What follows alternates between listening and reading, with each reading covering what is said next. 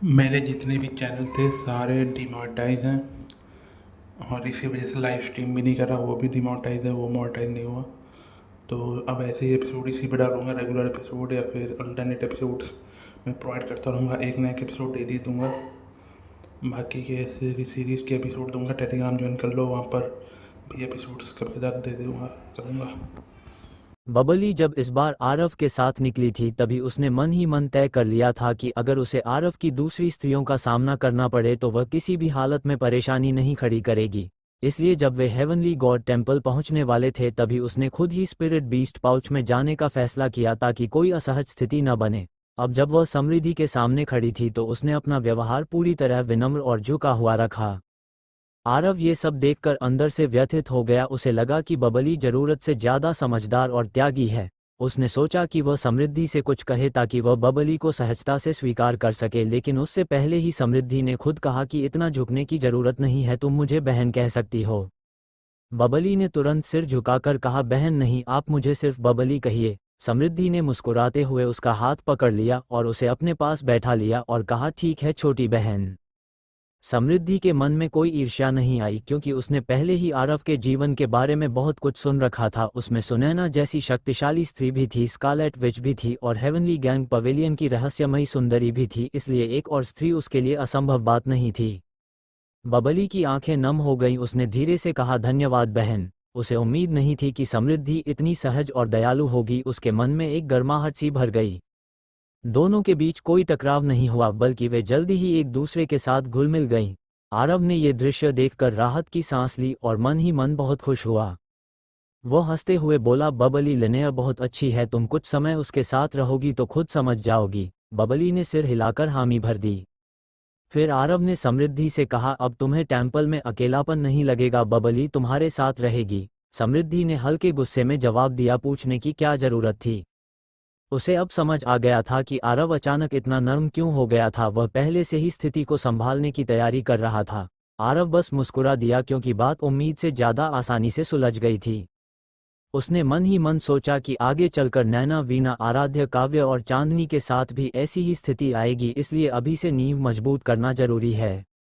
इसके बाद आरव ने जमशेद को आदेश दिया कि एक शानदार भोजन तैयार किया जाए ताकि सब मिलकर साथ समय बिता सकें। खाने के दौरान समृद्धि ने शिकायत की कि यहाँ का खाना उतना स्वादिष्ट नहीं है जितना पहले बुल डेमन किंग जैसे प्राणियों का था। आरव ने हंसते हुए कहा, अब तो सिर्फ एक बूढ़ा सांप और एक छोटा सांप ही बचा है। बबली बहुत सेवा भाव से खाना परोस रही थी। वह आरव के साथ साथ समृद्धि और छोटी तन्वी का भी ध्यान रख रही थी, जिससे आराध्य को हल्का सा असुरक्षित महसूस हुआ क्योंकि अब तक वही तन्वी की देखभाल कर रही थी। इसी बीच आरव को याद आया कि अब समय आ गया है कि वह अपने बाकी साथियों को भी बाहर लाए। उसने स्पिरिट बीस्ट पाउच खोला और अंदर से आवाजें आने लगीं। जल्द ही जयंत, रणबीर, बिलाल और बाकी लोग बाहर आ गए। आराध्य अपने भाई को देखकर खुशी से दौड़ पड़ी और दोनों भाई बहन भावुक हो गए। सभी ने आरव को आदर से प्रणाम किया और साथ बैठकर भोजन करने लगे। जब शेरा ने तन्वी को देखा तो उसने मजाक में कहा कि वह बड़ा होकर उससे शादी करेगा, जिस पर आरव ने गुस्से में उसे लात मार दी और सब हंस पड़े। खाने के बाद आरव ने सभी को मैन हॉल में बुलाया और गंभीर होकर कहा कि अब समय आ गया है कि वह अपनी असली पहचान बताए। सबकी सांसें थम गईं और आरव ने शांत स्वर में कहा कि वह कोशा का ह्यूमन एम्परर है। ये सुनते ही सभी दंग रह गए। उनकी आंखों में अविश्वास और उत्साह दोनों था। फिर जयंत ने आगे बढ़कर पूरे गर्व के साथ आरव की महिमा का वर्णन किया और कहा कि उनका बड़ा भाई ही कोशा की उम्मीद है। अंत में आरव ने सभी को अवसर देने की बात कही और जमशेद को आदेश दिया कि उन्हें डिवाइन जनरल्स की कल्टिवेशन टेक्निक्स दी जाएं और टेम्पल के संसाधन पूरी तरह उपलब्ध कराए जाएं ताकि वे सब और मजबूत बन सकें। रणबीर और बिलाल जैसे लोग डिवाइन जनरल शब्द सुनकर हैरान रह गए। उन्होंने पहले कभी यह नाम नहीं सुना था, लेकिन नाम सुनते ही उन्हें महसूस हुआ कि यह कोई साधारण चीज नहीं है और उनके भीतर उत्साह जाग उठा। इसके बाद जमशेद उन्हें अपने साथ ले गया ताकि उनकी क्षमता के अनुसार उचित कल्टिवेशन टेक्निक्स चुनी जा सके। आने वाले समय में वे टेम्पल के संसाधनों के सहारे तेजी से शक्तिशाली बनने वाले थे। सब कुछ व्यवस्थित करने के बाद आरव के पास कोई विशेष काम नहीं बचा तो वह अपनी बेटी के साथ समय बिताने लगा। अपनी बेटी के बारे में सोचकर उसके मन में अपराध बोध था क्योंकि जन्म के तुरंत बाद ही उसकी जान खतरे में पड़ गई थी और वह हमेशा उसके साथ भी नहीं रह पाता था। इन बातों को याद करके उसका गुस्सा बढ़ गया और उसने तुरंत कोब्रा एंसेस्टर को स्पिरिट बीस्ट पाउच से बाहर निकालकर फिर से पीटना शुरू कर दिया। कभी एक महान जाति का नेता रहा वह अब मार खाते हुए आवाज तक नहीं निकाल पा रहा था। इसके बाद आरव ने जयंत से जय के बारे में पूछा। जयंत ने बताया कि जय बहुत जिद्दी है, वह बोलना नहीं चाहता, बल्कि अगर वह कुछ बताए तो उसे भारी कीमत चुकानी पड़ेगी। फिर भी उसने वादा किया कि वह और कठोर तरीकों से उसे बोलने पर मजबूर करेगा। आरव टेम्पल में 3 दिन रुका और फिर निकलने की तैयारी की। इस बार वह केवल जयंत को साथ ले गया और उसे स्पिरिट बीस्ट पाउच में रखा। जाने से पहले उसने जमशेद को खास निर्देश दिए कि अगर समृद्धि और बबली के बीच कोई टकराव हो तो तुरंत बीच में आकर उन्हें अलग कर दे, क्योंकि आरव को डर था कि बाहर से शांत दिखने के बावजूद अंदर कुछ और चल रहा हो। इसके बाद आरव टेम्पल से निकलकर सीधे डेमन रेल्म की ओर बढ़ गया और रास्ते में उसने लोकेश से संपर्क किया। दूसरी ओर डेमन रेल्म में स्पेस रिफ्ट एंसेस्टर अपने महल में गुस्से से भरा बैठा था और बार बार आरव को खत्म करने की बात कर रहा था। उसे समझ नहीं आ रहा था कि इतने दुश्मनों के बीच आरव हमेशा उसी को निशाना क्यों बनाता है। उसके सामने चार्ल्स और जेम्स खड़े थे और दोनों आरव से बदला लेने के लिए योजनाएं बना रहे थे। कोई डेमन एम्परर पैलेस पर हमला करने की बात कर रहा था तो कोई मानव क्षेत्र में घुसने की, लेकिन हर योजना में खतरा इतना बड़ा था कि अंत में सबको रुकना पड़ा। स्पेस रिफ्ट एंसेस्टर ने गहरी सांस लेकर कहा कि स्थिति बहुत गंभीर है, क्योंकि एक तरफ आने वाली महाविपत्ति है और दूसरी तरफ आरव जैसा दुश्मन तेजी से मजबूत हो रहा है। तभी अचानक वो खड़ा हो गया, उसका चेहरा गंभीर हो गया और उसने दूर आकाश की ओर देखा। चार्ल्स और जेम्स घबरा गए और पूछा क्या हुआ। उसने भारी आवाज में कहा, एक परिचित और बेहद खतरनाक और पास आ रहा है। कुछ ही पलों में उसने पहचान लिया और उसका चेहरा बदल गया। उसने दहशत भरी आवाज में कहा, आरव आ गया है। स्पेस रिफ्ट एंसेस्टर जोर से दहाड़ उठा, उसके चेहरे पर डर साफ दिखाई दे रहा था। उसने घबराकर कहा, आरव आ गया है। ये सुनते ही चार्ल्स और जेम्स के होश उड़ गए, उनके चेहरे पीले पड़ गए क्योंकि वे पहले ही आरव के नाम से मानसिक रूप से टूट चुके थे। इतने समय तक स्पिरिट बीस्ट पाउच में कैद रहने के बाद अब जब वे मुश्किल से वापस अपने कबीले में लौटे थे तभी वही खौफनाक शख्स फिर उनके सामने आ खड़ा हुआ था। चार्ल्स और जेम्स घबराकर अपने एंसेस्टर से पूछने लगे अब क्या करें और वह यहाँ क्यों आया है, लेकिन स्पेस रिफ्ट एंसेस्टर के पास उनके लिए कोई जवाब नहीं था। उसने तुरंत अपने सहयोगियों को बुलाने के लिए कम्युनिकेशन जेड स्लिप निकाला, क्योंकि वह अकेले आरव का सामना करने की हिम्मत नहीं कर सकता था। तभी अचानक बाहर से एक भयानक विस्फोट हुआ और स्पेस रिफ्ट क्लैन की रक्षा करने वाली अरे पल भर में टूट गई। आकाश में खड़े आरव ने जोर से हंसते हुए घोषणा की कि वह आ चुका है। उसने हेवनली पनिशमेंट स्वॉर्ड उठाकर पूरे क्षेत्र को चीरना शुरू कर दिया। पहाड़, नदियां सब तहस नहस हो गईं। गुस्से से भरा स्पेस रिफ्ट एंसेस्टर बाहर आया, लेकिन वह अंदर से डरा हुआ था। उसने पूछा, तुम यहाँ क्या करने आए हो? आरव ने बिना समय गंवाए हमला कर दिया और कुछ ही पलों में स्पेस रिफ्ट एंसेस्टर का शरीर खून से लथपथ हो गया, उसकी पूंछ तक काट दी गई। स्पेस रिफ्ट एंसेस्टर ने समझ लिया कि वह अकेले मुकाबला नहीं कर सकता, इसलिए उसने तुरंत बात करने की कोशिश की और आरव को मनाने लगा, लेकिन आरव ने उसकी एक नहीं सुनी और लगातार हमला करता रहा। हालांकि उसने जानबूझकर क्लैन के आम लोगों को नुकसान नहीं पहुंचाया, क्योंकि वे भी कोशा के ही जीव थे। नीचे खड़े स्पेस रिफ्ट क्लैन के लोग पूरी तरह टूट चुके थे। उनका विश्वास उनका एंसेस्टर था और वही अब असहाय होकर पिट रहा था। उन्हें लगा कि उनका कबीला भी कोब्रा क्लैन की तरह खत्म हो जाएगा। आखिरकार स्पेस रिफ्ट एंसेस्टर ने डर के मारे कहा, तुम क्या चाहते हो? तब आरव ने हमला रोककर शांत स्वर में कहा कि उसे कुछ trillion top grade spirit stones चाहिए, तभी वह रुक जाएगा। ये सुनकर स्पेस रिफ्ट एंसेस्टर का दिल दहल गया। उसे समझ आ गया कि यह हमला सिर्फ बदले के लिए नहीं बल्कि सीधी लूट के लिए है। उसने समय खरीदने के लिए हामी भर दी और ट्रेजरी से संसाधन इकट्ठा करने चला गया। साथ ही उसने अपने साथियों को संदेश भेजा कि वे जल्दी पहुंचे। थोड़ी देर बाद एक पावरफुल डेमन एक्सपर्ट्स पहुंचने लगे। सबसे पहले ग्रे क्रोकोडाइल एंसेस्टर आया, फिर टाइगर ड्रैगन एंसेस्टर और उसके बाद माइटी बुल डेमन क्लैन के एक्सपर्ट्स और बाकी शक्तिशाली अस्तित्व भी वहां आ गए। कुल मिलाकर 10 से ज्यादा पीयरलेस एक्सपर्ट्स जमा हो गए। अब स्पेस रिफ्ट एंसेस्टर का आत्मविश्वास लौट आया। उसने बाहर आकर आरव को चुनौती दी और कहा कि अब वो उसे भारी कीमत चुकवाएगा। बाकी डेमन एक्सपर्ट्स भी आरव पर चिल्लाने लगे कि वह उनके क्षेत्र में आकर ट्रबल पैदा कर रहा है और यह मानव और डेमन रेस के बीच युद्ध भड़का सकता है। लेकिन आरव बिल्कुल शांत खड़ा रहा। उसके चेहरे पर कोई डर नहीं था। उसने बस हल्की मुस्कान के साथ पूछा, क्या तुम लोग बोल चुके हो? फिर उसने सीधे स्पेस रिफ्ट एंसेस्टर की तरफ देखकर कहा, समय पूरा हो गया, स्पिरिट स्टोन्स तैयार हैं या नहीं। ये सुनते ही स्पेस रिफ्ट एंसेस्टर के दिल में फिर से डर की लहर दौड़ गई, क्योंकि उसे एहसास हो गया कि आरव अभी भी पूरी तरह नियंत्रण में है और असली खतरा अभी खत्म नहीं हुआ है। कबीले का पुराना पूर्वज पूरी तरह उलझन में पड़ गया था। इस स्थिति तक पहुंचने के बाद भी आरव उसी बात पर अड़ा हुआ था। इससे साफ था कि उसके पास कोई न कोई मजबूत भरोसा जरूर है। वो सोचने लगा, आखिर इस इंसान का आत्मविश्वास आता कहाँ से है। उसने खुद को संभालते हुए गुस्से में कहा कि उसे कोई स्पिरिट स्टोन्स नहीं मिलेंगे चाहे जो हो जाए। लेकिन आरव ने ठंडे स्वर में जवाब दिया कि अगर वो मुकरा तो उसे पछताना पड़ेगा। ये सुनते ही वहां मौजूद सारे डेमन एक्सपर्ट्स सतर्क हो गए। उन्हें लगा कि मामला साधारण नहीं है। तभी अचानक आसमान फट गया और एक भयानक दरार खुली। उस दरार से लोकेश प्रकट हुआ। उसके पीछे असुर धर्म फॉर्म था और उसके हाथ में असुर फील्ड ब्लेड चमक रही थी। वो जोर से गरजा और सीधे हमला कर दिया। ये देखकर सभी दंग रह गए, क्योंकि लोकेश पहले ही तीनों जातियों द्वारा निशाना बनाया जा चुका था और फिर भी वो खुलकर सामने आ गया। अब सबको समझ आ गया कि वे जाल में फंस चुके हैं। लोकेश ने आते ही हमला शुरू कर दिया और डेमन रेस के कई पियरलेस एक्सपर्ट्स को एक साथ रोक लिया। इसी बीच आरव ने ठंडे स्वर में फिर कहा कि समय पूरा हो चुका है और अब वह नरसंहार शुरू करेगा। डर के मारे स्पेस रिफ्ट एंसेस्टर तुरंत झुक गया और उसने अपने सारे स्टोरेज बैग्स आरव को दे दिए। आरव ने उन्हें जांचा और संतुष्ट होकर कहा कि अगर पहले मान जाता तो ये हालत नहीं होती। ये सुनकर स्पेस रिफ्ट एंसेस्टर गुस्से से खून उगलने लगा, लेकिन कुछ कर नहीं सका। आरव जाने ही वाला था कि अचानक उसने रुककर नीचे देखा और कहा कि पिछली बार जो उसके 2 मीट डॉग्स छीन लिए गए थे, अब वह उन्हें वापस ले जाएगा। इतना कहकर उसने तलवार से प्रहार किया और महल को तबाह कर दिया। चार्ल्स और जेम्स बाहर गिर पड़े और आरव ने तुरंत उन्हें पकड़ लिया। स्पेस रिफ्ट एंसेस्टर ने रोकने की कोशिश की, लेकिन वह जानता था कि लड़ाई करने का मतलब पूरे कबीले का विनाश होगा। अंत में वह मजबूरी में चुप रह गया।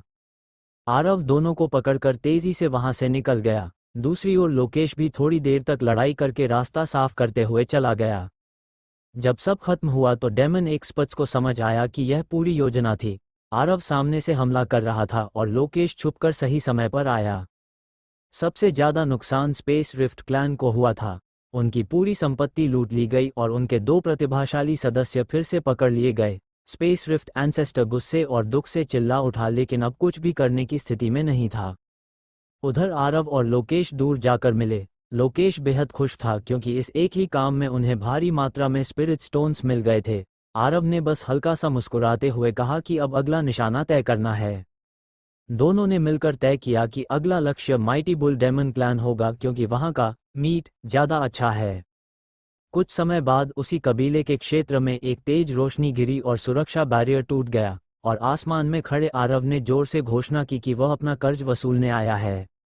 आकाश में गूंजती आवाज सुनते ही पूरा माइटी बुल डेमन क्लैन दहल उठा। सामने खड़ा था आरव, वही इंसान जिसने उनके कबीले को पहले ही अपमानित कर दिया था। इस बार वो खुद उनके क्षेत्र में घुस आया था।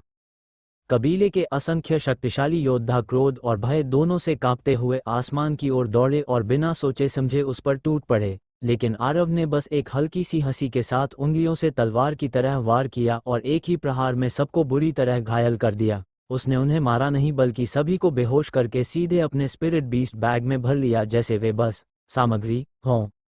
कुछ जिद्दी योद्धा मरने तक लड़ने को तैयार थे, लेकिन आरव ने उन्हें थप्पड़ों से बेहोश कर दिया। उसके लिए वे दुश्मन नहीं बल्कि खाने की चीज थे, और खाने से कौन बहस करता है। देखते ही देखते पूरे कबीले की सुरक्षा पंक्ति खत्म हो गई। इसी बीच कबीले के बड़े बड़े नेता और अंत में उनके पूर्वज भी पहुंच गए। एंशिएंट स्तर का वह पूर्वज बेहद शक्तिशाली था, लेकिन आरव के सामने उसका गुस्सा भी बेबस लग रहा था। आरव ने बिना कोई समय गंवाए हमला शुरू कर दिया और कुछ ही पलों में उसे दबा दिया। तभी अचानक नितेश भी लौट आया और युद्ध में शामिल हो गया, लेकिन दोनों मिलकर भी आरव को रोक नहीं पाए। दोनों ने पूरी ताकत झोंक दी, लेकिन आरव की शक्ति उनसे कहीं ऊपर थी। पूरे कबीले में अफरातफरी मच गई। बुलडेमन किंग और अब्दुल जैसे लोग तो डर के मारे कांपने लगे। आरव का नाम ही उनके लिए डर बन चुका था।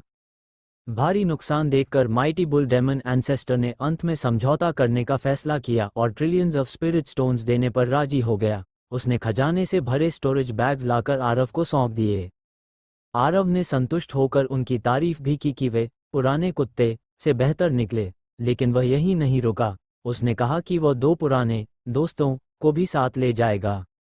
इतना कहकर वह सीधे नीचे कबीले में घुस गया और कुछ ही पलों में बुल डेमन किंग और अब्दुल को पकड़ लिया। दोनों उसके सामने बिल्कुल असहाय थे। आरव ने उन्हें फिर से अपने स्पिरिट बीस्ट बैग में डाल लिया और साफ कह दिया कि ये दोनों उसी के खाने हैं। कबीले के पूर्वज और नितेश गुस्से से पागल हो गए, लेकिन वे जानते थे कि अगर उन्होंने रोकने की कोशिश की तो पूरा कबीला तबाह हो जाएगा, इसलिए वे मजबूरी में चुप रह गए। आरव फिर फीनिक्स धर्मा फॉर्म के साथ वहां से तेजी से निकल गया। इस पूरी घटना ने माइटी बुल डेमन क्लैन को भी वैसा ही अपमान और नुकसान दिया जैसा पहले स्पेस रिफ्ट क्लैन को हुआ था। कुछ दूर जाकर लोकेश फिर से प्रकट हुआ और उत्साहित होकर नतीजा पूछने लगा।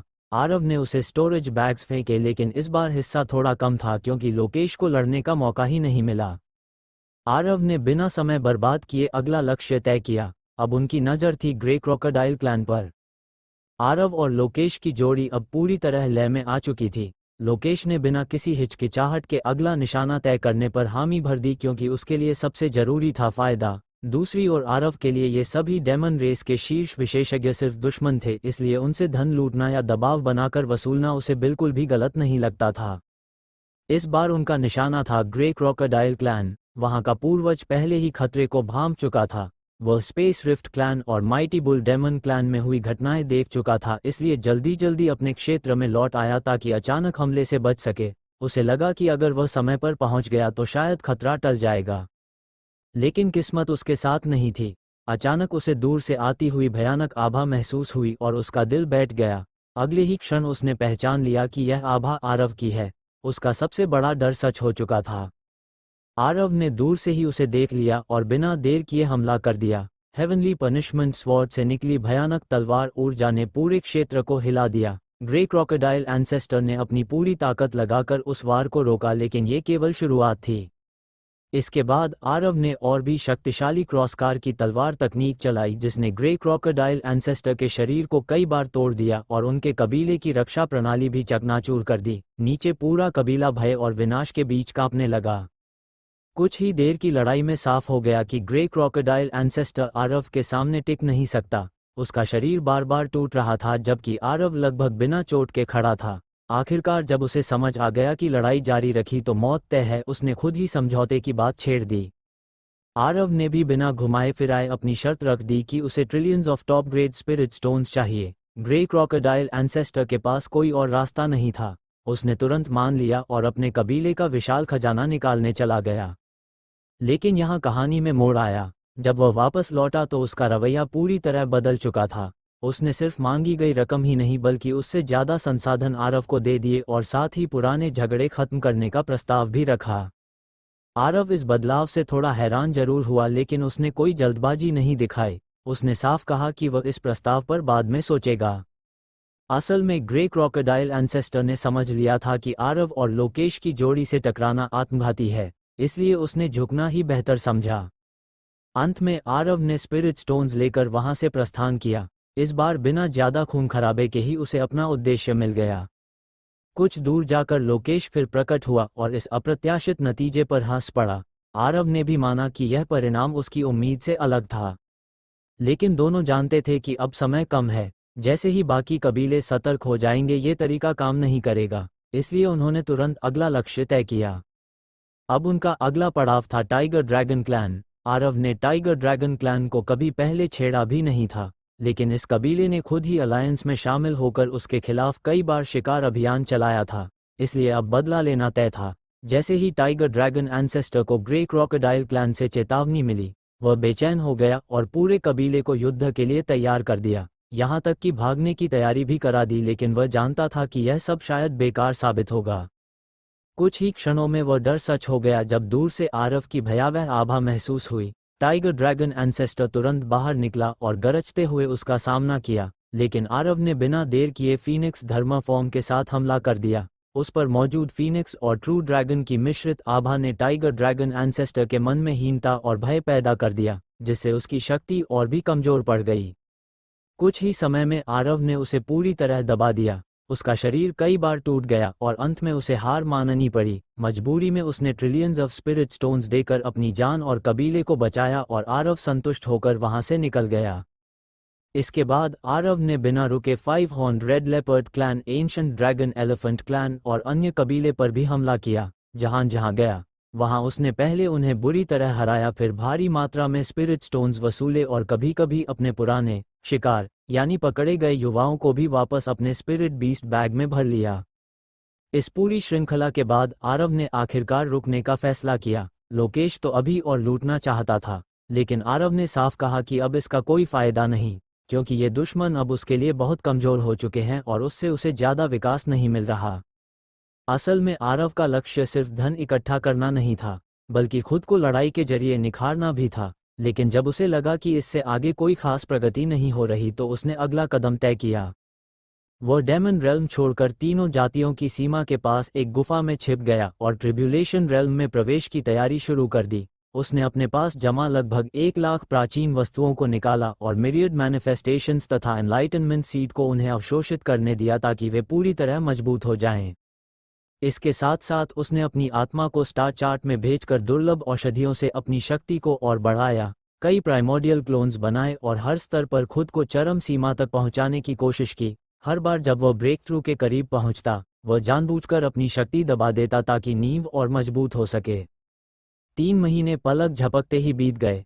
इस दौरान उसकी लूट और आतंक की खबर पूरे डेमन रेल्म में फैल गई। कई बड़े कबीले डर के मारे अपनी जगह बदलकर एक साथ रहने लगे ताकि आरव दोबारा हमला न कर सके। दूसरी ओर डेमन रेस के प्राचीन दिग्गज मानवों के पास जाकर शिकायत करने लगे और रोहित पर दबाव डालने लगे कि आरव को रोका जाए, लेकिन जब उन्हें पता चला कि आरव खुद ही गायब हो चुका है तो उन्होंने भी मामला शांत कर दिया। आखिरकार सभी कबीले एक ही निष्कर्ष पर पहुंचे, इस विनाश के तारे को छेड़ना ही सबसे बड़ी गलती है और अब उससे दूर रहना ही बेहतर है। आरव के खिलाफ दुश्मनी रखने वाले डेमन रेस और अन्य जातियां लगातार डर में जी रही थीं। लेकिन धीरे धीरे उन्हें महसूस हुआ कि आरव अचानक गायब हो गया है और उसकी कोई खबर नहीं है। दूसरी ओर ह्यूमन रेल्म में छोटे बड़े शहरों, कबीले और सेक्ट्स में उसकी कहानियां फैल चुकी थीं। लोग उसके कारनामे सुनाते नहीं थक रहे थे। उसने नंगे हाथों से राजेश को चीर दिया, अकेले 10 महान विशेषज्ञों से लड़ाई की, गुस्से में बबलू को मार गिराया और फिर अलग-अलग डेमन क्लैन से लूट और वसूली की।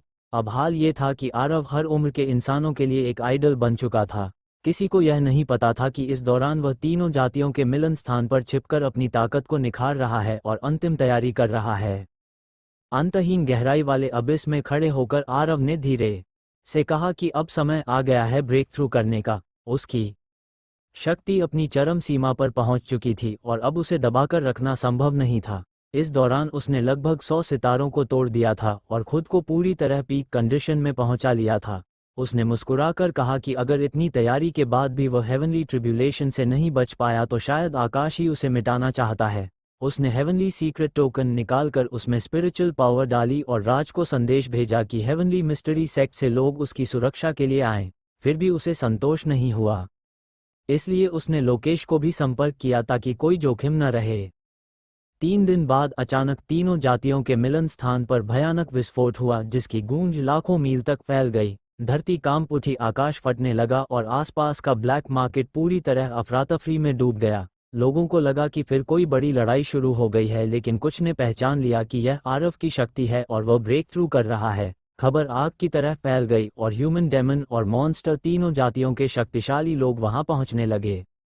आकाश में काले बादल छा गए, बिजली गरजने लगी और भयानक लाइटनिंग लगातार गिरने लगी। जमीन पर आरव शांत खड़ा था, मानो ये सब उसके लिए कुछ भी न हो।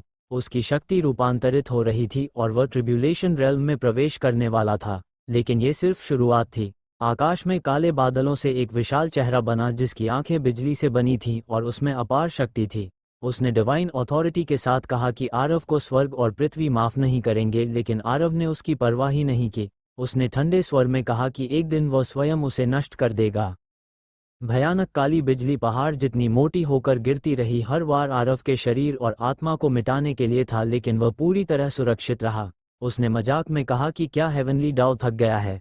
इससे आकाश और भी क्रोधित हो गया और उसने 9 प्रोविंसेस की मूल शक्ति को इकट्ठा कर आरव को खत्म करने की कोशिश की। इस बार एक बिजली ने उसे आधा कदम पीछे धकेला, लेकिन तुरंत ही उसने क्रिम्सन स्काई डेमन फ्लेम को सक्रिय कर लिया, जो भयानक नीली आग बनकर उसके चारों ओर कवच की तरह फैल गई और बिजली को जला डाला। इसी बीच कई शक्तिशाली लोग वहां पहुंच गए, जिनमें स्पेस रिफ्ट एंसेस्टर भी शामिल था, जो आरव को देखकर दंग रह गया। आरव ने उसे साफ कह दिया कि अभी उसके पास समय नहीं है और दूर हट जाए। उसके बाद गोल्डन विंज्ड रॉक क्लैन के लोग आए और क्षेत्र की रक्षा करने लगे ताकि कोई भी ट्रिब्यूलेशन में दखल न दे सके। Demon lord, demon emperor scarlet witch, Rohit और कई अन्य शक्तिशाली भी वहां पहुंच गए और सभी इस भयानक हेवनली ट्रिब्यूलेशन को देखकर स्तब्ध रह गए। ये ट्रिब्यूलेशन इतनी भयानक थी कि उसने पुराने समय के महान शक्तिशाली लोगों की ट्रिब्यूलेशन को भी पीछे छोड़ दिया था। सभी समझ गए कि आरव अब साधारण प्रतिभा नहीं रहा, बल्कि एक ऐसा अस्तित्व बन चुका है जो पूरे 9 प्रोविंसेस की व्यवस्था को चुनौती दे सकता है। प्राचीन डेमन रेस के ये पुराने अस्तित्व सामान्यतः कभी बाहर नहीं निकलते थे और हमेशा एकांत साधना में रहते थे, लेकिन इस बार वे सभी एक साथ प्रकट हो गए। आकाश में भयानक हेवनली ट्रिब्यूलेशन को देखकर वे गंभीर हो गए और आपस में चर्चा करने लगे कि इतनी भयंकर बिजली तो 9 प्रोविंसेस के ह्यूमन एम्परर के समय भी नहीं देखी गई थी। यह युवक आखिर है कौन? इन प्राचीन दैत्यों ने अनगिनत वर्षों तक जीवन बिताया था, कई महाकालों को पार किया था और कुछ तो उस युग में भी जीवित थे जब ह्यूमन एम्परर का पतन हुआ था, इसलिए उनकी दृष्टि साधारण नहीं थी। स्पेस रिफ्ट एंसेस्टर और अन्य डेमन क्लैन के नेता इन प्राचीन अस्तित्वों के पास पहुंचे और उन्हें समझाने लगे कि आरव कितना बड़ा खतरा बन चुका है। उन्होंने बताया कि आरव डेमन रेस से घृणा करता है और यदि वह ट्रिब्यूलेशन रेल्म में पहुंच गया तो डेमन रेस के लिए विनाश निश्चित है, इसलिए अभी ही जब वह ट्रिब्यूलेशन झेल रहा है उसे समाप्त कर देना चाहिए। ये बातें सुनकर प्राचीन दैत्य चुप हो गए और स्थिति का आकलन करने लगे। तभी कई और स्पेशल रिफ्ट्स खुले और डेमन किंग भी वहां प्रकट हुआ। साथ में कुछ और प्राचीन डेमन अस्तित्व भी आए जिनके बारे में बाहरी दुनिया में लगभग कोई जानकारी नहीं थी। उनमें से एक डेमन इमॉर्टल था, जो हजारों वर्षों से प्रकट नहीं हुआ था और जिसके बारे में ये भी अफवाह थी कि वह मर चुका है। उन्होंने आरव को देखकर आश्चर्य से कहा कि यह युवक असाधारण है और अभी ट्रिब्यूलेशन रेल्म में पहुंचा भी नहीं है, फिर भी उसकी ऑरा उनसे कम नहीं लगती। डेमन किंग ने भी हंसते हुए उसकी प्रशंसा की और मजाक में अपने पूर्वजों से बातें करने लगा, जिससे वहां खड़े लोग भी चकित रह गए। इसी बीच आकाश से गिरती बिजली और भी भयंकर होती जा रही थी। जितने अधिक शक्तिशाली लोग वहां इकट्ठा हो रहे थे, उतनी ही ट्रिब्यूलेशन की शक्ति बढ़ती जा रही थी, मानो हेवनली डाओ सभी को एक साथ दबाना चाहता हो। रोहित और अन्य मानव विशेषज्ञों के चेहरे गंभीर थे। उन्होंने सभी को गुप्त रूप से आदेश दिया कि किसी भी हालत में आरव की रक्षा की जाए और डेमन रेस के प्राचीन अस्तित्वों को हस्तक्षेप करने से रोका जाए, क्योंकि यदि आरव सफल हो गया तो भविष्य में कोई भी उसे नियंत्रित नहीं कर पाएगा। लगातार गिरती बिजली अब आकाशीय नदी की तरह बह रही थी और आरव के शरीर पर प्रहार कर रही थी। धीरे धीरे उसकी क्रिम्सन स्काई डेमन फ्लेम कमजोर पड़ने लगी और ऐसा लगने लगा कि वह ज्यादा देर टिक नहीं पाएगा। कुछ प्राचीन डेमन अस्तित्वों ने आह भरते हुए कहा कि यह युवक गलत युग में जन्मा है। यदि यह हजारों वर्ष पहले पैदा होता तो पूरे ब्रह्मांड को प्रकाशित कर देता, लेकिन अब हेवनली डाओ उसे समाप्त कर देगा। गोल्डन स्केल एंसेस्टर और फोनिक्स एंसेस्टर जैसे प्राचीन अस्तित्वों ने भी यही माना कि यदि आरव यहीं मर जाए तो बेहतर है, ताकि उन्हें खुद हस्तक्षेप न करना पड़े। लेकिन उसी क्षण आरव के भीतर की शक्ति फिर जाग उठी। उसके पीछे फीनिक्स का दिव्य रूप प्रकट हुआ, उसके चारों ओर ट्रू ड्रैगन की आभा घूमने लगी और उसकी नीली अग्नि फिर से प्रज्वलित हो गई। उसने गर्जना करते हुए कहा कि यह ट्रिब्यूलेशन उसके लिए कुछ भी नहीं है और अब तक उसने अपनी असली शक्ति का उपयोग ही नहीं किया था। अब असली टकराव शुरू होने वाला था, जहां आरव सीधे हेवनली डाओ को चुनौती देने जा रहा था। आरव अहंकारी नहीं था, बल्कि वह अच्छी तरह जानता था कि यह हेवनली ट्रिब्यूलेशन लंबा चलेगा, इसलिए उसे हर क्षण अपनी शक्ति को पीक पर बनाए रखना होगा। लगातार भयानक बिजली गिरती रही, लेकिन आरव पर उसका कोई प्रभाव नहीं पड़ा। उसके पीछे फीनिक्स का दिव्य रूप प्रकट हुआ, जिसने अपने पंख फैलाकर शांत लेकिन अत्यंत प्रभावशाली प्रकाश फैलाया। इस दृश्य ने आसपास मौजूद डेमन रेस के प्राचीन अस्तित्वों को भीतर तक डरा दिया, क्योंकि यह स्पष्ट ब्लड लाइन सप्रेशन था। फोनिक्स एंसेस्टर, बेयर एंसेस्टर और गोल्डन स्केल एंसेस्टर जैसे प्राचीन दैत्यों की आंखों में तुरंत हत्या की भावना जाग उठी। उन्हें समझ आ गया कि एक मानव ने फीनिक्स की शक्ति प्राप्त कर ली है, जो डेमन रेस के लिए प्राकृतिक शत्रु है। ये शक्ति केवल प्राचीन ग्रंथों में पढ़ी गई थी, लेकिन अब वे इसे अपनी आंखों से देख रहे थे। इसी वजह से वे समझ पाए कि पहले स्पेस रिफ्ट एंसेस्टर और ग्रे क्रोकोडाइल जैसे शक्तिशाली अस्तित्व बार बार आरव से क्यों हारते रहे। ये ब्लड लाइन सप्रेशन इतना भयावह था कि इन पुराने दैत्यों तक के भीतर डर पैदा हो गया। उसी समय पीकॉक एंसेस्टर अपने कबीले के साथ पहुंचा और इस दृश्य को देखकर चकित रह गया। दूसरी ओर क्रिम्सन विच चिंतित होकर डेमन एम्परर से पूछ रही थी कि आरव सुरक्षित रहेगा या नहीं, लेकिन स्वयं डेमन एम्परर भी निश्चित नहीं था। 4 घंटे बीत चुके थे और बिजली लगातार गिरती जा रही थी। आरव को साफ महसूस हो रहा था कि 9 प्रोविंसेस की मूल शक्ति धीरे धीरे इस ट्रिब्यूलेशन में खींच रही है। इसका मतलब था कि भविष्य में पूरे कोश की शक्ति कम हो सकती है और शक्तिशाली साधकों का जन्म दुर्लभ हो जाएगा। तभी आकाश में काले बादलों के बीच लाल चमक उभरी और एक भयानक थंडरफायर लाइटनिंग गिरी जिसने सीधे आरव को आघात पहुंचाया। इस बार वह पूरी तरह अछूता नहीं रहा और उसके मुंह से खून निकल आया। आसपास मौजूद प्राचीन दैत्यों ने तुरंत पहचान लिया कि यह साधारण लाइटनिंग नहीं बल्कि थंडरफायर ट्रिब्यूलेशन है, जो सामान्य हेवनली ट्रिब्यूलेशन से कई गुना अधिक शक्तिशाली होती है। हजारों वर्षों बाद ये पहली बार कोश में प्रकट हुई थी। डेमन इमॉर्टल और अन्य प्राचीन अस्तित्वों ने इसे देखकर गहरी सांस ली, क्योंकि यह स्पष्ट था कि आरव की प्रतिभा साधारण नहीं बल्कि इतिहास में दुर्लभ स्तर की है। गोल्डन स्केल एंसेस्टर ने तो यहाँ तक कह दिया कि आरव की प्रतिभा ह्यूमन एम्परर के बराबर बल्कि उससे भी अधिक हो सकती है। ये सुनकर सभी चौंक गए, लेकिन कोई इसका विरोध नहीं कर पाया। तभी आरव ने हेवनली पनिशमेंट और अर्थ डिस्ट्रॉइंग टेक्निक का उपयोग किया और क्रॉसकार की तलवार ऊर्जा से गिरती थंडरफायर को काट दिया। बाकी बची शक्ति को उसने सह लिया। लगातार गिरती अग्निबिजली भी अब उसे रोक नहीं पा रही थी। लेकिन इसी बीच गोल्डन स्केल एंसेस्टर ने गुप्त रूप से अन्य प्राचीन दैत्यों को संदेश दिया कि इस युवक को हर हाल में समाप्त करना होगा, क्योंकि इतना खतरनाक अस्तित्व भविष्य में डेमन रेस के लिए विनाशकारी साबित होगा। धीरे धीरे कई शक्तिशाली दैत्यों ने सहमति में सिर हिलाया और उनकी आंखों में घातक इरादा साफ झलकने लगा। अब असली खतरा केवल हेवनली ट्रिब्यूलेशन नहीं था, बल्कि वे प्राचीन शत्रु भी थे जो सही समय का इंतजार कर रहे थे।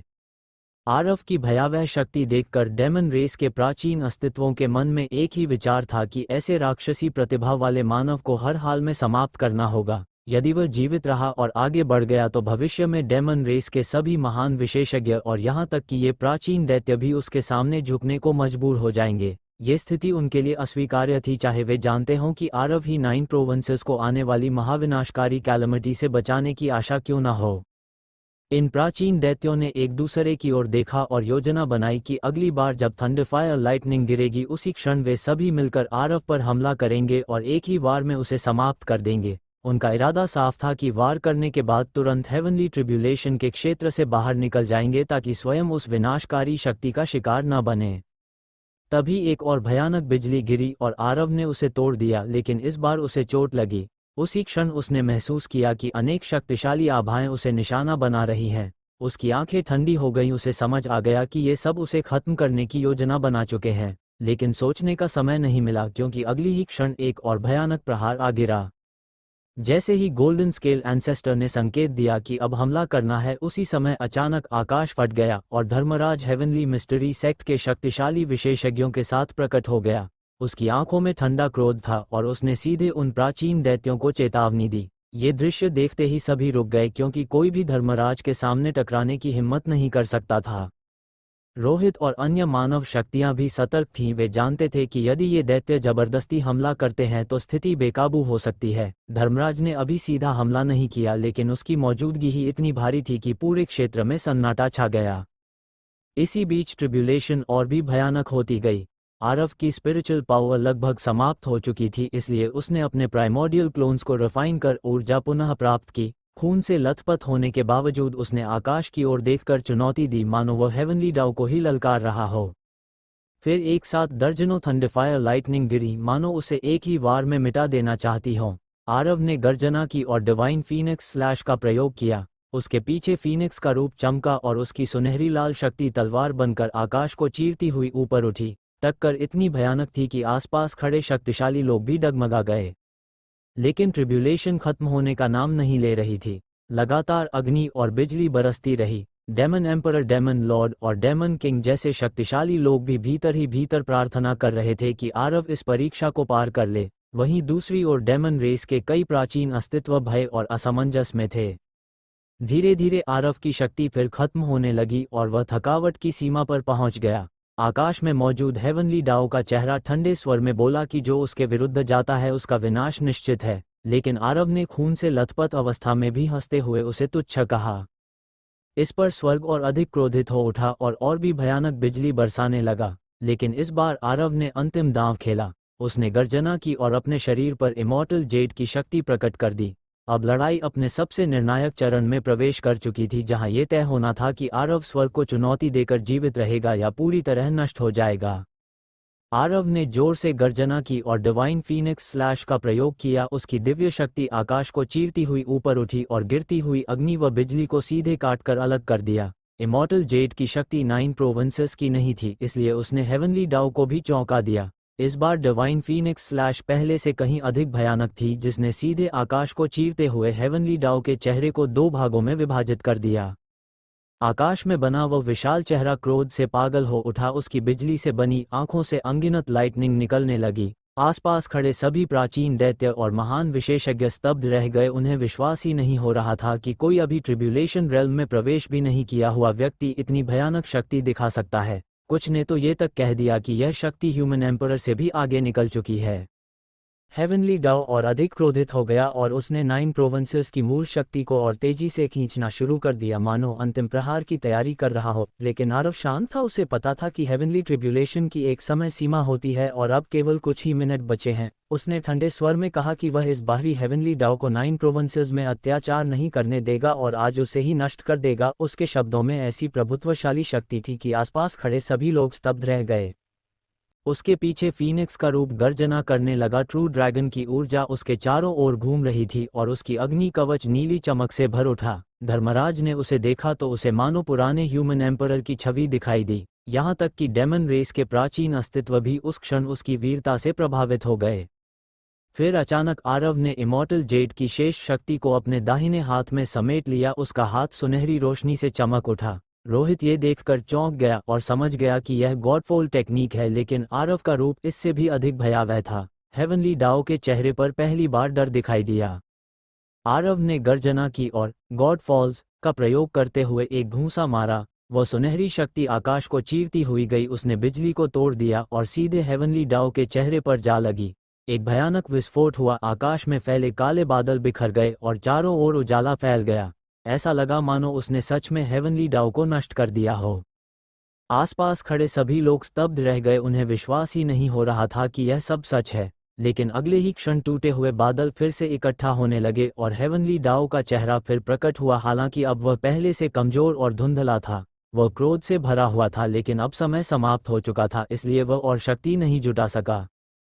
धीरे धीरे हेवनली डाउ का चेहरा गायब होने लगा। जाते जाते उसने ठंडे स्वर में कहा कि जब Aarav release of calamity realm में पहुंचेगा तब वह उसे अवश्य नष्ट कर देगा। ये सुनकर आरव के चेहरे पर एक खतरनाक मुस्कान आ गई। उसने शांत स्वर में उत्तर दिया कि शायद उस दिन वही हेवनली डाउ को मार गिराएगा। शून्य में हेवनली डाउ का क्रोधित चेहरा धीरे धीरे विलीन हो गया। हमारे आसपास के काले बादल भी धीरे धीरे छटने लगे। सूरज की रोशनी जैसे भोर का उदय हो तारों भरे आकाश से नीचे उतरी और धरती पर चमकने लगी।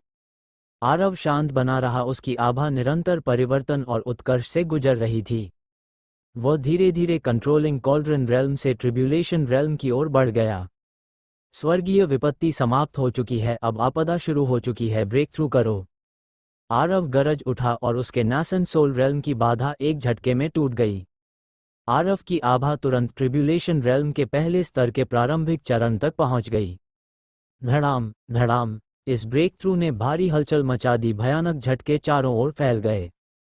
सभी बेजोड़ विशेषज्ञ, यहाँ तक कि प्राचीन अवशेषों का एक समूह भी पीछे हटने को मजबूर हो गया, अपनी आध्यात्मिक शक्ति से बचाव करते हुए। ट्रिब्यूलेशन रेल्म में पहुंचने के बाद आरव ने शून्य की ओर देखा और धीरे धीरे अपनी आभा को शांत कर लिया। वह सफल हो गया। हा हा हा, आरव जोर से हंसा और उसके दिल की गहराई में दबा हुआ भारी दबाव आखिरकार खत्म हो गया। आज के बाद कोशा में कोई भी उसे धमका नहीं सकता। धर्मराज ने आरव को आदरपूर्वक प्रणाम किया बिना एक शब्द कहे। असल में वह कहना चाहता था मानव सम्राट को बधाई, लेकिन आरव ने पहले ही उसे बता दिया था कि उसके ह्यूमन एम्परर होने की पहचान फिलहाल उजागर नहीं की जा सकती। हालांकि धर्मराज ने कुछ नहीं कहा, लेकिन आसपास के दर्शक पूरी तरह स्तब्ध रह गए। धर्मराज की पहचान क्या है? वह 9 प्रोविंसेस के सच्चे प्राचीन व्यक्तियों में से एक है, एक जीवित इतिहास। वह कभी गिरे हुए सम्राट का अनुयायी रहा था और वह आरव को प्रणाम कर रहा था। ये सभी ने हैरानी से सांस खींची। आखिर इस युवक की असली पहचान क्या है? 9 प्रोविंसेस में ह्यूमन एम्परर के अलावा और कौन है जो धर्मराज से ऐसा सम्मान पाने के योग्य हो? लगता है कोई नहीं। आरव ने धर्मराज की ओर देखा, हल्की कड़वी मुस्कान दी और चुप रहा। मैंने साफ कहा था इस बूढ़े को कि मेरी ह्यूमन एम्परर वाली पहचान को गुप्त रखना चाहिए। आरव की आभा अब शांत हो चुकी थी और वह खुद को संयमित करने लगा। अब उसे बस एक जगह ढूंढनी थी जहां वह कुछ समय के लिए एकांत साधना कर अपनी शक्ति को स्थिर कर सके। डेमोनिक रेस, चलो, तन्मय ने गहरी आवाज में कहा। उसके दिल में एक बुरा एहसास उभर रहा था। जैसे ही वे उस युवक पर हमला करने वाले थे, धर्मराज अचानक प्रकट हो गया। ये साफ था कि उसने सब महसूस कर लिया था। ये युवक, उसकी पहचान निश्चित रूप से असाधारण है। Sparrow ancestor, golden scale ancestor और अन्य सभी के मन में यही विचार आया। अनाइलेशन अलायंस के बेजोड़ विशेषज्ञों का भी यही हाल था। वे आरव से भयभीत थे। अब जब वह ट्रिब्यूलेशन रेल्म में पहुंच चुका था, उसकी शक्ति पहले से भी अधिक भयानक हो गई थी। पहले 10 बेजोड़ विशेषज्ञ मिलकर भी उसे मुश्किल से रोक पाते थे। अब शायद ये बिल्कुल असंभव हो गया है, बल्कि वे खुद उसके हाथों मारे भी जा सकते हैं। रुको, क्या मैंने तुम्हें जाने की अनुमति दी? जैसे ही golden scale ancestor, phoenix ancestor और अन्य दानव विशेषज्ञ शून्य को चीरकर जाने वाले थे, आरव की ठंडी आवाज गूंज उठी। ये पुराने दिग्गज चौंक गए। स्पेस रिफ्ट एंसेस्टर समेत सभी शक्तिशाली व्यक्तियों की रीढ़ में सिहरन दौड़ गई। उन्हें कुछ गड़बड़ महसूस हुई। क्या यह अशुभ सितारा उन्हें जाने नहीं देना चाहता? लगता है यही सच है। तुम क्या करना चाहते हो? तन्मय मुड़ा और चिढ़कर बोला। हालांकि वह आरव की रहस्यमयी पहचान को समझता था, लेकिन सच्चाई अब भी उससे दूर थी। वह दानव जाति का एक प्राचीन अस्तित्व था, और स्पेस रिफ्ट एंसेस्टर जैसे शक्तिशाली भी उसका अत्यधिक सम्मान करते थे। फिर भी वह एक 20 साल के इंसान युवक के सामने विनम्र नहीं हो सकता था, खासकर इतने लोगों के सामने। एंसेस्टर और चीफ ए के सभी आरव की ओर देखने लगे। इस बार केवल ग्रे क्रोकोडाइल एंसेस्टर ही दूर खड़ा रहा। ये बूढ़ा इस बार किसी मुसीबत में पड़ने की हिम्मत नहीं कर रहा था, वरना पिछली बार की सारी मेहनत बेकार हो जाती। अब वो सच में इस मनहूस व्यक्ति से डर चुका था और उसे उकसाना नहीं चाहता था। हे, क्या करना चाहता हूँ? आरव ने व्यंग्य किया, इन प्राचीन दानवों और विशेषज्ञों की ओर देखते हुए। तुम लोग मुझ पर हमला करने वाले थे जब मैं अपनी विपत्ति से गुजर रहा था, है ना? तुम बेकार की बातें मत करो, हमने ऐसा कुछ नहीं किया, तन्मय ने दांत भींचते हुए कहा। हाँ, झूठे आरोप मत लगाओ, हम ऐसा नीच काम कभी नहीं करेंगे, व्हाइट एंसेस्टर ने ठंडे स्वर में कहा। सही कहा बच्चे, तुम्हारी किस आंख ने हमें हमला करते देखा? स्पैरो एंसेस्टर गुस्से में बोला। युवा मित्र, कृपया गलत मत समझो, हमारा ऐसा कोई इरादा नहीं था, जोंग जू ने शांत स्वर में कहा। ये प्राचीन दानव कभी भी यह स्वीकार नहीं करेंगे कि वे आरव पर हमला करने वाले थे। हे, अच्छा, आरव ने व्यंग्य किया, उनकी झूठी बातों को उजागर नहीं किया। फिर उसने स्पेस रिफ्ट एंसेस्टर जैसे अपने दुश्मनों की ओर देखा। ये नहीं थे तो तुम लोग, हम, और निश्चित ही हम भी नहीं। आरव, झूठे आरोप मत लगाओ। कुछ महीने पहले तुमने हमारे कबीले में उपद्रव मचाया था, उसका हिसाब अभी तक नहीं चुकाया गया है। सही कहा आरव, हमें फंसाने की कोशिश मत करो। ये दानव जाति के बेजोड़ विशेषज्ञ किसी भी हालत में इसे स्वीकार नहीं कर सकते थे। हे, तुम्हें बदनाम कर रहा हूं, आरव ने व्यंग्य किया। क्या तुम खुद को इतना योग्य समझते हो कि मैं तुम्हें बदनाम करूं? आरव, तुम्हारा मतलब क्या है? एंशिएंट ड्रैगन एलिफेंट क्लैन के चीफ ने दांत भींचकर कहा। मतलब? आरव ने सिर हिलाया। कोई खास मतलब नहीं, बस इतना कि तुम इसके लायक नहीं हो। फिर उसने स्पैरो एंसेस्टर, फोनिक्स एंसेस्टर और दूसरों की ओर देखा और उदासीनता से कहा, आगे से थोड़ा संभल कर रहना, वरना सावधान रहना, मैं खुद तुम्हारे पास मुसीबत बनकर आ जाऊंगा। बस याद दिला रहा हूं, मुझे मांस खाना बहुत पसंद है। तुम घमंडी लड़के, क्या तुम्हें लगता है कि ट्रिब्यूलेशन रेल्म में पहुंचते ही तुम अजेय हो गए हो? Golden scale ancestor, sparrow ancestor और फोनिक्स एंसेस्टर सहित सभी प्राचीन दानव क्रोधित हो उठे। इतने ऊंचे और शक्तिशाली अस्तित्वों को कब किसी युवा इंसान ने इस तरह अपमानित किया था? ये तो सीधा सीधा अपमान था। अगर वे आज ऐसे ही पीछे हट जाते तो उसके बाद बाहर निकलने में भी शर्म आती, दानव जाति की पूरी प्रतिष्ठा मिट्टी में मिल जाती। ये प्राचीन दानव बुजुर्ग, जिनकी आंखों में हत्या का इरादा और प्रचंड क्रोध भरा था, आरव को घूर रहे थे। वे किसी भी क्षण उसे दबाने के लिए हमला करने को तैयार थे। हे क्या हुआ, मुझसे लड़ना चाहते हो? आरव ने व्यंग्य किया। ये सुनते ही धर्मराज के शरीर से भी हत्या का इरादा फूट पड़ा और उसके पीछे खड़े हेवनली सेक्ट के विशेषज्ञ भी तैयार हो गए। जब धर्मराज ने प्रतिक्रिया दी तो इन प्राचीन दानवों का मन और भारी हो गया। हेवनली सेक्ट की नींव बेहद गहरी थी। सिर्फ धर्मराज ही इतना रहस्यमय था कि उसकी असली ताकत का अंदाजा लगाना मुश्किल था। अगर हेवनली सेक्ट सच में आरव की मदद के लिए आगे आ जाता तो आरव को उंगली तक उठाने की जरूरत नहीं पड़ती। ये दानव उसके सामने कुछ भी नहीं थे। मुझे तुम लोगों की जरूरत नहीं, मैं खुद ही काफी हूं, आरव ने हाथ हिलाते हुए शांत स्वर में कहा। धर्मराज कुछ पल के लिए रुका, फिर बिना कुछ कहे सिर हिला दिया। ये सुनते ही golden scale ancestor, phoenix ancestor और स्पैरो एंसेस्टर जैसे प्राचीन अस्तित्वों का आत्मविश्वास वापस आ गया। आरव बहुत घमंडी है, हेवनली सेक्ट हस्तक्षेप नहीं करेगा। ये दानव जाति के प्राचीन सदस्य और कैलमिटी रिलीफ रेल्म के विशेषज्ञों का समूह, क्या वे मिलकर एक ऐसे मानव युवक को नहीं दबा सकते जो अभी अभी ट्रिब्यूलेशन रेल्म में पहुंचा है? भले ही यह युवक अत्यंत प्रतिभाशाली हो और उसकी पृष्ठभूमि रहस्यमय क्यों न हो। पैलेस मास्टर, अब हमें क्या करना चाहिए? अभय ने रोहित से मानसिक रूप से पूछा।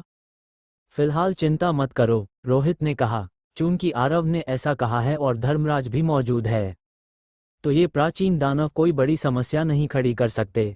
दानव पक्ष अस्क अस्क अस्क बुरा नहीं है, काफी जोश है, उपाध्याय ने कहा। हे क्या तुम अभी भी उसे एक जूनियर की नज़र से देख रहे हो? सावधान रहना, ये लड़का अब शायद तुम्हें भी आसानी से दबा सकता है, बूढ़े राक्षस ने हल्की मुस्कान के साथ कहा। वो हिम्मत करे, मैं तो बस कह रहा था, मेरा उससे कोई दुश्मनी नहीं है। उपाध्याय तुरंत नाराज हो गया। असल में वह कहना चाहता था क्या वह हिम्मत करेगा, लेकिन उसने तुरंत अपनी बात रोक ली। हालांकि वह एकांत में रहता था, लेकिन उसने आरव के कारनामों के बारे में बहुत कुछ सुन रखा था।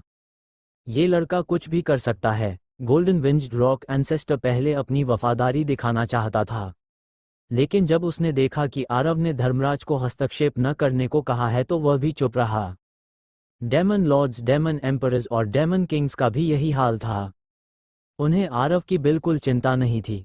सिर्फ हेवनली सेक्ट और धर्मराज ही इन दानवों को रोकने के लिए काफी थे। आरव पिताजी, जाइए मदद कीजिए, क्रिम्सन विच ने डेमन एम्परर की आस्तीन खींचते हुए बार बार कहा। डेमन एम्परर, पिताजी, लगता है आरव अब हमला करने वाला है, आप जाइए और उनमें से किसी एक को रोकिए, उसका थोड़ा दबाव कम करिए। पापा, आप क्या सोच रहे हैं? जल्दी जाइए, ओह आरव को खुद ही संभालने दो, उस पर भरोसा करो, वो कर सकता है। डेमन एम्परर असहाय हो गया। वो इस बार किसे रोके? Phoenix ancestor, sparrow ancestor, golden scale ancestor? Demon emperor इन प्राचीन दानवों के सामने टिक ही नहीं सकता था। घमंडी लड़के, बेहतर होगा कि चुपचाप पीछे हट जाओ और हम इसे यहीं खत्म मान लेंगे, नहीं तो, गोल्डन स्केल एंसेस्टर ने व्यंग्य किया। नहीं तो क्या? आरव ने शांत स्वर में कहा। नहीं तो मैं तुम्हें दबा दूंगा, गोल्डन स्केल एंसेस्टर ने क्रोध से कहा। उसे महसूस हुआ कि यह इंसानी लड़का सच में लोगों को गुस्सा दिलाने में माहिर है। तुम, आरव ने तिरस्कार से देखा, हल्का सा सिर हिलाया और आह भरी, तुम इसके लायक नहीं हो। घमंडी, इंसानी लड़के, तुम खुद मुसीबत बुला रहे हो। ये प्राचीन दानव अब और सहन नहीं कर पा रहे थे। आखिर कब किसी युवा इंसान ने उन्हें इस तरह अपमानित किया था? लेकिन स्पेस रिफ्ट एंसेस्टर और बाकी लोग गुस्सा नहीं थे, वे पहले से ही इसके आदी थे। उनके मन में आया, इसमें नया क्या है? कुछ समय पहले जब आरव ने उनके इलाके में घुसकर उनसे जबरदस्ती धन वसूला था, वह तो इससे भी ज्यादा था। तब तो इन बूढ़ों ने कुछ नहीं कहा था, बस सह लिया था और बात खत्म हो गई थी।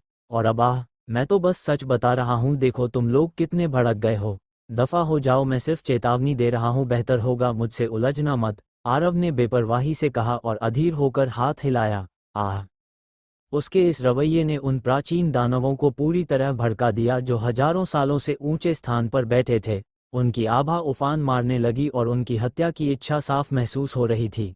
मर जाओ। गोल्डन स्केल एंसेस्टर सबसे पहले आगे बढ़ा और अपने असली रूप में बदल गया। सैकड़ों हजार फीट लंबा सुनहरा सेंटीपीड जिसकी अनगिनत टांगें सघन रूप से भरी थी, आंखों में क्रोध की ज्वाला जल रही थी और वह आरव की ओर झपट पड़ा।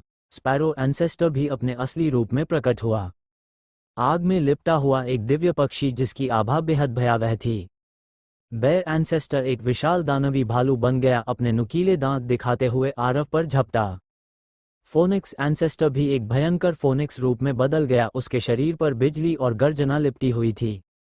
बाकी सभी प्राचीन दानव और बेजोड़ विशेषज्ञ भी एक साथ आगे बढ़े और सबके सब आरव पर टूट पड़े। हे सही समय पर आरव हल्का मुस्कुराया। वह देखना चाहता था कि अब उसकी ताकत कितनी बढ़ चुकी है। घमंडी लड़के मर जाओ। गोल्डन स्केल एंसेस्टर सबसे पहले पहुंचा, उसका विशाल शरीर आसमान को ढंकते हुए पूरे शून्य को अंधकार में बना रहा था। इन प्राचीन दानवों में से कोई भी अपने दुश्मन को हल्के में लेने की हिम्मत नहीं कर रहा था। आरव ने अभी अपनी विपत्ति के दौरान जो आभा दिखाई थी वह उन्हें बराबरी पर खड़ा करने और उनसे आगे निकलने के लिए काफ़ी थी, इसलिए शुरुआत से ही उन्होंने पूरी ताकत लगा दी। आरव ने शून्य में उस सुनहरे सेंटीपीड को देखा। उसका दायां हाथ चमकदार सुनहरी रोशनी से जगमगा उठा। हालांकि ब्रेक थ्रू के समय काफ़ी आध्यात्मिक ऊर्जा खर्च हो गई थी, लेकिन थोड़े समय में काफ़ी हद तक वापस आ चुकी थी। God's death. आरव ने एक मुक्का मारा और वह आकाश को चीरता हुआ आगे बढ़ा। वह देखना चाहता था कि गॉडफॉल की असली शक्ति कितनी है और गोल्डन स्केल एंसेस्टर इसके लिए सबसे उपयुक्त लक्ष्य था। धड़ाम। क्या गोल्डन स्केल एंसेस्टर चौंक गया। सामने वाले ने शुरुआत में ही इतना शक्तिशाली हमला कर दिया। आरव के मुके की चमक से उसे गहरा संकट महसूस हुआ। उसने तुरंत अपने सुनहरे स्केल को और मजबूत कर लिया ताकि वह इस हमले को झेल सके, लेकिन चटक चटक, धड़ाम, पुफ। उसके स्केल कितने भी मजबूत हो जाएं, वे आरव के एक ही मुके को सह नहीं पाए। एक ही वार में उसके शरीर का आधा हिस्सा चूर हो गया और वह लगातार खून उगलने लगा। अभी तो उसने हमला भी नहीं किया था और इतनी आसानी से हार गया। गोल्डन स्केल एंसेस्टर को यकीन ही नहीं हुआ। आसपास के लोग भी भयभीत रह गए। एक ही मुक्का और हजारों साल पुराना दानव इस हालत में पहुंच गया। ये बेहद डरावना था। उन्हें यह नहीं पता था कि आरव की आध्यात्मिक ऊर्जा अभी पूरी नहीं थी, इसलिए उसने अपनी पूरी ताकत भी इस्तेमाल नहीं की थी। गोल्डन स्केल एंसेस्टर का खून चारों ओर फैल गया। वह हवा में उठा और मानव रूप में बदल गया। उसका निचला शरीर गायब हो चुका था और धीरे धीरे पुनः बन रहा था। आरव अब ट्रिब्यूलेशन रेल्म में पहुंच चुका था और उसका हमला दुश्मन के शरीर को तुरंत ठीक होने से रोक सकता था। हालांकि यह प्रभाव ट्रिब्यूलेशन रेल्म से नीचे वालों पर ही पूरी तरह लागू होता था, जबकि रिलीज रेल्म तक पहुंचने वाले धीरे धीरे पुनः ठीक हो सकते थे। आरव के इस हमले ने फोनिक्स एंसेस्टर, स्पैरो एंसेस्टर और बेयर एंसेस्टर जैसे प्राचीन दानवों को एक पल के लिए स्तब्ध कर दिया। इतनी कम देर में गोल्डन स्केल एंसेस्टर कुछ कर भी नहीं पाया और इस हालत में पहुंच गया।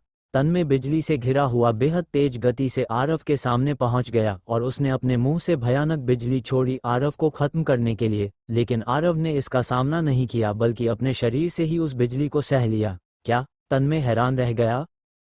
उसे कुछ भी नहीं हुआ। हे हेवनली ट्रिब्यूलेशन की बिजली के मुकाबले यह अभी भी कमजोर है, आरव ने शांत स्वर में कहा। स्वर्गीय विपत्ति से गुजरने के बाद उसका शरीर और भी मजबूत हो चुका था। धत। फोनिक्स एंसेस्टर गुस्से में फिर हमला करने ही वाला था कि आरव के चारों ओर लाल दानवी अग्नि प्रकट हुई जो एक जलते हुए कवच में बदल गई। उसके पीछे हजारों फीट बड़ा फीनिक्स प्रकट हुआ। Divine Phoenix slash. उसके पंखों से लाल सुनहरी चमक निकली जैसे कोई दिव्य तलवार वार कर रही हो। तन्मे ने खतरा महसूस किया और बचने की कोशिश की, लेकिन वार फिर भी उसके पैरों पर लगा और उसके पैर तुरंत गायब हो गए। उसने दर्द सहते हुए खुद को पीछे खींच लिया। इतने सालों में उसने ऐसी चोट कभी नहीं झेली थी। बेयर एंसेस्टर और स्पैरो एंसेस्टर समेत बाकी सभी दानव स्तब्ध रह गए। उन्होंने कभी नहीं सोचा था कि आरव इतना शक्तिशाली होगा। गोल्डन स्केल एंसेस्टर और फोनिक्स एंसेस्टर भी उसके सामने टिक नहीं पाए। धत धत। स्पैरो एंसेस्टर क्रोधित हो उठा, उसका शरीर भयानक गर्मी छोड़ने लगा। वह आकाश में उड़ा और एक विशाल उल्का की तरह आरव पर गिरा। आरव ने व्यंग्य किया, उसका नीला कवच चमक उठा, पीछे फीनिक्स की छवि और ड्रैगन की ऊर्जा प्रकट हुई। वह हवा में कूदा और एक मुक्का मारा। धड़ाम। दोनों की टक्कर से भयानक तरंगे फैल गईं। आरव का हाथ घायल हुआ और वह पीछे हटा, लेकिन स्पैरो एंसेस्टर की चोंच टूट गई और वह भी पीछे जा गिरा। ऊपर से देखने पर मुकाबला बराबरी का लग रहा था, लेकिन सभी जानते थे कि स्पैरो एंसेस्टर हार चुका था क्योंकि आरव ने सिर्फ शारीरिक शक्ति का इस्तेमाल किया था। अगर उसने अपनी तकनीकें इस्तेमाल की होती तो उसकी हालत और भी खराब होती। 3 ही टक्करों में आरव ने 3 प्राचीन दानवों को पीछे धकेल दिया। उसकी ताकत अविश्वसनीय थी, लेकिन उसकी आध्यात्मिक ऊर्जा लगभग खत्म हो चुकी थी। तभी जोंग-जू आगे बढ़ा, उसका विशाल शरीर और भयानक आभा आरव पर छा गई। आरव ने तुरंत धर्मराज को संकेत दिया। धर्मराज पल भर में प्रकट हुआ और जोंगजू के हमले को एक विशाल कछुए की ढाल से रोक लिया। टक्कर होते ही जोंगजू का हाथ चूर हो गया जबकि ढाल को कुछ नहीं हुआ। महाराज आप ठीक हैं? राज ने पूछा। ठीक हूँ, बस आध्यात्मिक ऊर्जा खत्म हो गई, आरव ने शांत स्वर में कहा और दवाइयाँ खाकर कपड़े बदल लिए। उसने सिर हिलाकर बाकी सब धर्मराज को सौंप दिया। अब उसे अपनी ताकत का अंदाजा हो चुका था। अपने चरम पर वह इन सभी प्राचीन दानवों से भी नहीं डरता। धर्मराज के हस्तक्षेप के बाद दानव विशेषज्ञ रुक गए। हेवनली सेक्ट के लोग भी आकर आरव की रक्षा करने लगे। दफा हो जाओ, धर्मराज ने ठंडे स्वर में कहा। जोंगजू गुस्से में था लेकिन कुछ कहने की हिम्मत नहीं कर पाया। वह जानता था कि आरव अभी पूरी ताकत में नहीं है, फिर भी इतना खतरनाक है। अंततः वह शून्य को चीरकर चला गया। उसके बाद राज ने बाकी दानवों की ओर देखा और ठंडे स्वर में कहा, अब भी क्यों खड़े हो, निकलो यहाँ से। कई प्राचीन दानवों के चेहरे काले पड़ गए।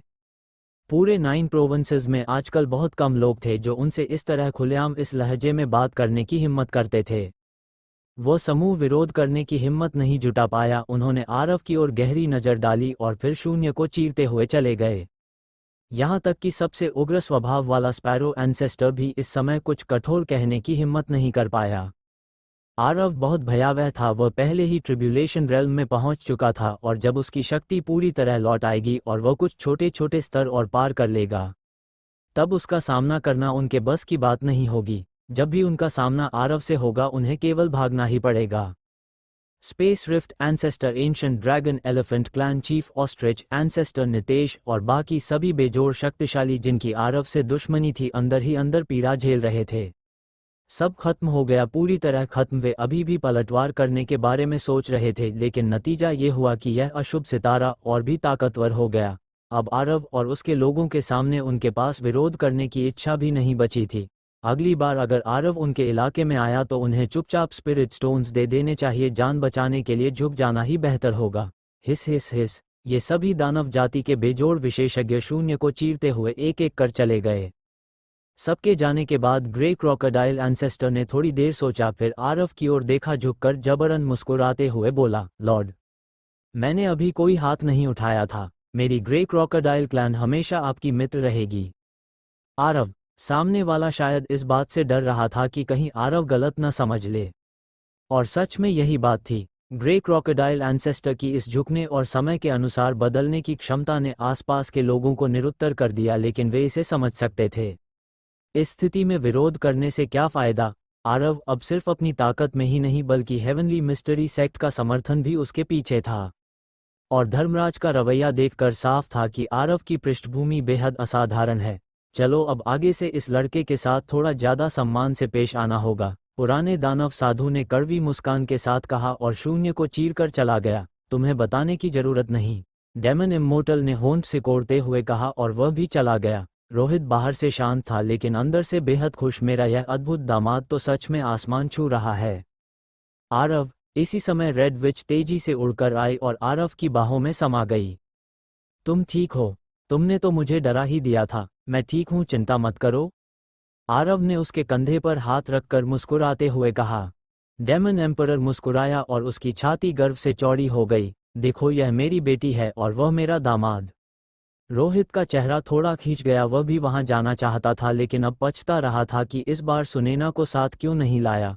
ठीक है, चलो, रोहित ने अभय और हेवनली गॉड पैलेस के बाकी बुजुर्गों से कहा। अभय और आरुण ने एक दूसरे को देखा, कड़वी मुस्कान दी और फिर चले गए। टेम्पल मास्टर ने खुद ही शर्मिंदगी मोल ले ली। पीकॉक एंसेस्टर भी डेमन एम्परर के व्यवहार से परेशान था। उसने सिर हिलाया और चला गया। बाकी सभी बेजोड़ विशेषज्ञ भी एक एक कर चले गए। कई लोग केवल तमाशा देखने आए थे। डेमन लॉर्ड और डेमन किंग नहीं गए। नकुल, विराज और मुखबीर भी आरव की ओर उड़कर आए। हा ब्रदर, तुम तो कमाल हो। मुखबीर खुशी से खिल उठा। प्रणाम मास्टर, नकुल और विराज ने एक साथ कहा। आरव हल्का मुस्कुराया। यह विपत्ति वास्तव में खतरनाक थी लेकिन सौभाग्य से सब ठीक हो गया। रेड विच फिर से आरव से लिप गई और छोड़ने को तैयार नहीं थी। धर्मराज एक तरफ खड़ा रहा जैसे बस एक सजावट हो। जब अधिकतर लोग जा चुके, गोल्डन विंज्ड रॉक एंसेस्टर भी आया और बोला, प्रणाम लॉर्ड। वह इतना उत्साहित था कि लगभग आरव की असली पहचान बता ही देता। नया सम्राट आसमान छूने वाला है, इतना औपचारिक होने की जरूरत नहीं, आरव ने शांत स्वर में कहा। लॉर्ड, अब आगे क्या? धर्मराज ने पूछा, पहले मैं अपनी कल्टिवेशन को स्थिर करूंगा, फिर नेदरवर्ल्ड स्टेट जाऊंगा। आरव ने कहा, नेदरवर्ल्ड? धर्मराज चौंक गया। कुछ जरूरी काम है, आरव ने शांत स्वर में जवाब दिया। तो एकांत साधना कहाँ करोगे? मेरे घर चलो और वहीं साधना करो, क्रिम्सन विच ने तुरंत कहा। आरव मुस्कुराया, ठीक है, वहीं चलते हैं। भीड़ धीरे धीरे छट गई। Dharmaraj, golden winged rock ancestor demon lord और डेमन किंग भी चले गए। आरव रेड विच का हाथ पकड़े डेमन एम्परर के साथ आगे बढ़ गया। डेमन एम्परर के महल में इस बार पहले से भी ज्यादा भव्य आयोजन हुआ। उसने शानदार दावत दी और मोयान को दुर्लभ शराब खरीदने भेजा। मोयान, जिसका बेटा आरव ने मारा था, अब उसी के लिए शराब खरीद रहा था। यह उसके लिए अपमानजनक था, लेकिन वह कुछ कर नहीं सकता था। डेमन एम्परर ने भी इस बार कोई गोपनीयता नहीं रखी। उसने पूरे फ्रॉस्ट सिटी में खबर फैला दी कि आरव उसके महल में है। उसकी प्रतिष्ठा भी बढ़ गई। महल में रेड विच आरव की गोद में बैठकर उसे फल खिला रही थी, जिससे आरव असहज महसूस कर रहा था। मैं खुद कर सकता हूँ। नहीं अर्नव, तुम घायल हो, रेड विच ने नरमी से कहा। अंत में आरव को मानना पड़ा। बाद में आरव ने एकांत साधना के लिए जगह मांगी। डेमन एम्परर ने अपना खुद का गुप्त कक्ष उसे दे दिया। अंदर बैठकर आरव ने गहरी सांस ली। आखिरकार ट्रिब्यूलेशन रेल्म। उसने दुर्लभ संसाधन निकालकर साधना शुरू की। 3 दिन बाद उसकी चोटें पूरी तरह ठीक हो गईं और उसकी शक्ति चरम पर पहुंच गई। इसके बाद वह स्टार चार्ट में गया और अपनी ओरिजिन एवटार्स को सक्रिय किया। 7 दिन बाद उसकी ओरिजिन एवटार्स की संख्या 15 हो गई। अब बस उसने नई तकनीक पर ध्यान केंद्रित किया। Azure heaven technique, low grade saint rank. ये तकनीक 72 तारों में बंटी हुई थी और अब उसके पास पूरी थी। इसका सार था, स्वर्ग की शक्ति सभी जीवों पर आपदा। ट्रिब्यूलेशन रेल्म का मूल यही था, कष्ट सहकर पुनर्जन्म लेना। ये तकनीक उसे अनंत आध्यात्मिक ऊर्जा देती थी और उसकी सहनशक्ति को दूसरों से कहीं अधिक बना देती थी।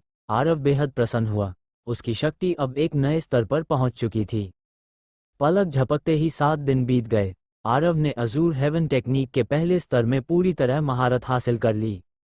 उसकी ताकत फिर से थोड़ी बढ़ गई।